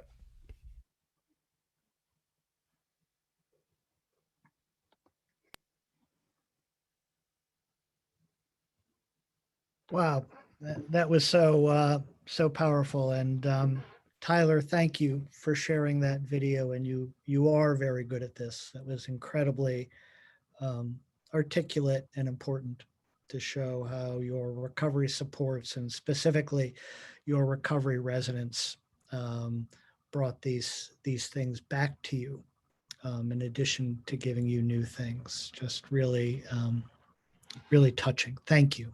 Thank you. We'd like to call back Tracy and Peter Mallory to the stage so we can say goodbye to you all, beautiful people. Not goodbye permanently, but just kind of a farewell till we see you again. We're going to see some of you this afternoon. Also encourage you to watch WCAX Channel 3 this evening. There'll be a nice brief story about this event. I would just like to, before I turn it over to Peter and Tracy, just like to leave with 3 very quick things. One, you heard Representative John Killacky, who's a real fierce advocate for recovery supports in the State House. Encourage you to stay engaged. We ask that you consider visiting recoveryvermont.org and just click on the Contact Us button. We love getting your voices heard and presenting them to the legislature and keeping you up to date on all that we're doing. Everything from advocacy trainings, how to talk in front of the legislature, to sharing your story. If you want to share it with us, the Vermont State Legislature listens. It is one of the only, if not the only, citizens legislature left in the US, and we do have a voice. We in recovery have a voice. Number 2, as Peter Mallory always says, all politics is local, quoting Tip O'Neill. So a great thing you can do to support the recovery movement is visit your local recovery center, visit your local recovery residents, and let them know that you care and that you support them, that you're proud that you're there in your neighborhood, and vice versa, and see what you can do to help spread the word on their behalf. And then finally, and probably most importantly at the end of today, is thank you. Your presence is your voice, and you really turned out today, and the community notices that, and it makes a big, big difference. When we first started Recovery Day years and years and years ago, there was a small but powerful group, and now we're growing into a much larger and powerful group. So thanks for joining us today. And now, Peter Mallory, over to you for any final wrap-up thoughts. Well, just a few things. One, Peter, thank you for your efforts and for being such a good man at the helm, hosting today and guiding us through the whole day. Thank you for that and for all your leadership. I just want to say quickly, as the government guy, Daniel did a great job of outlining things earlier, and we're running low on time. I would say 3 things, thanks to Daniel. Secondly, what we're working on with legislators this year are resources, as always, housing and visibility. Our visibility in the legislature, and Peter made reference to this, has grown dramatically in the last decade, and we need to continue to capitalize, if you will, on that and make connections. Reach out and connect with your legislators and other community leaders. And lastly, reach out and connect with me and with Peter and with Melissa and with Vinny and with all of us at VAMHAR and Recovery Vermont. We're there to help and there to make those connections with you and with others. Because as Peter said, I believe earlier, recovery is about connections. So this has been a great day, Peter. Thank you. You're muted, Peter. Aha, thank you. And thank you for all you're doing over at the State House and beyond. You've done a great deal, and we're grateful to you. Tracy Hawk, are you able to turn your camera on? You may be doing some of your recovery center work. And knowing Tracy, she's probably doing 5 things at once. Boy, is that a vibrant center. I really encourage you to Google the Turning Point Center of Rutland, and I sincerely and seriously encourage you to visit one of their recovery cafes. It's a great way to be outside, to enjoy lunch with everybody from the local police officer to the guests at the Turning Point Center, really bringing community together. And it's a great metaphor for today and for all we're doing in the recovery community, is connecting all of us I love what Daniel Franklin said is this is something that doesn't just impact folks like us in recovery or our families. It really impacts the entire state. So thank you for joining us. We're going to leave you with a very simple poll that we will put up through the magic of Zoom. We hope that you'll take a minute to fill it out. We're grateful to you and hope you're going to stay in touch throughout the year. We will share the results of this poll in our next newsletter, and have a terrific rest of your week. Thanks so much, everybody.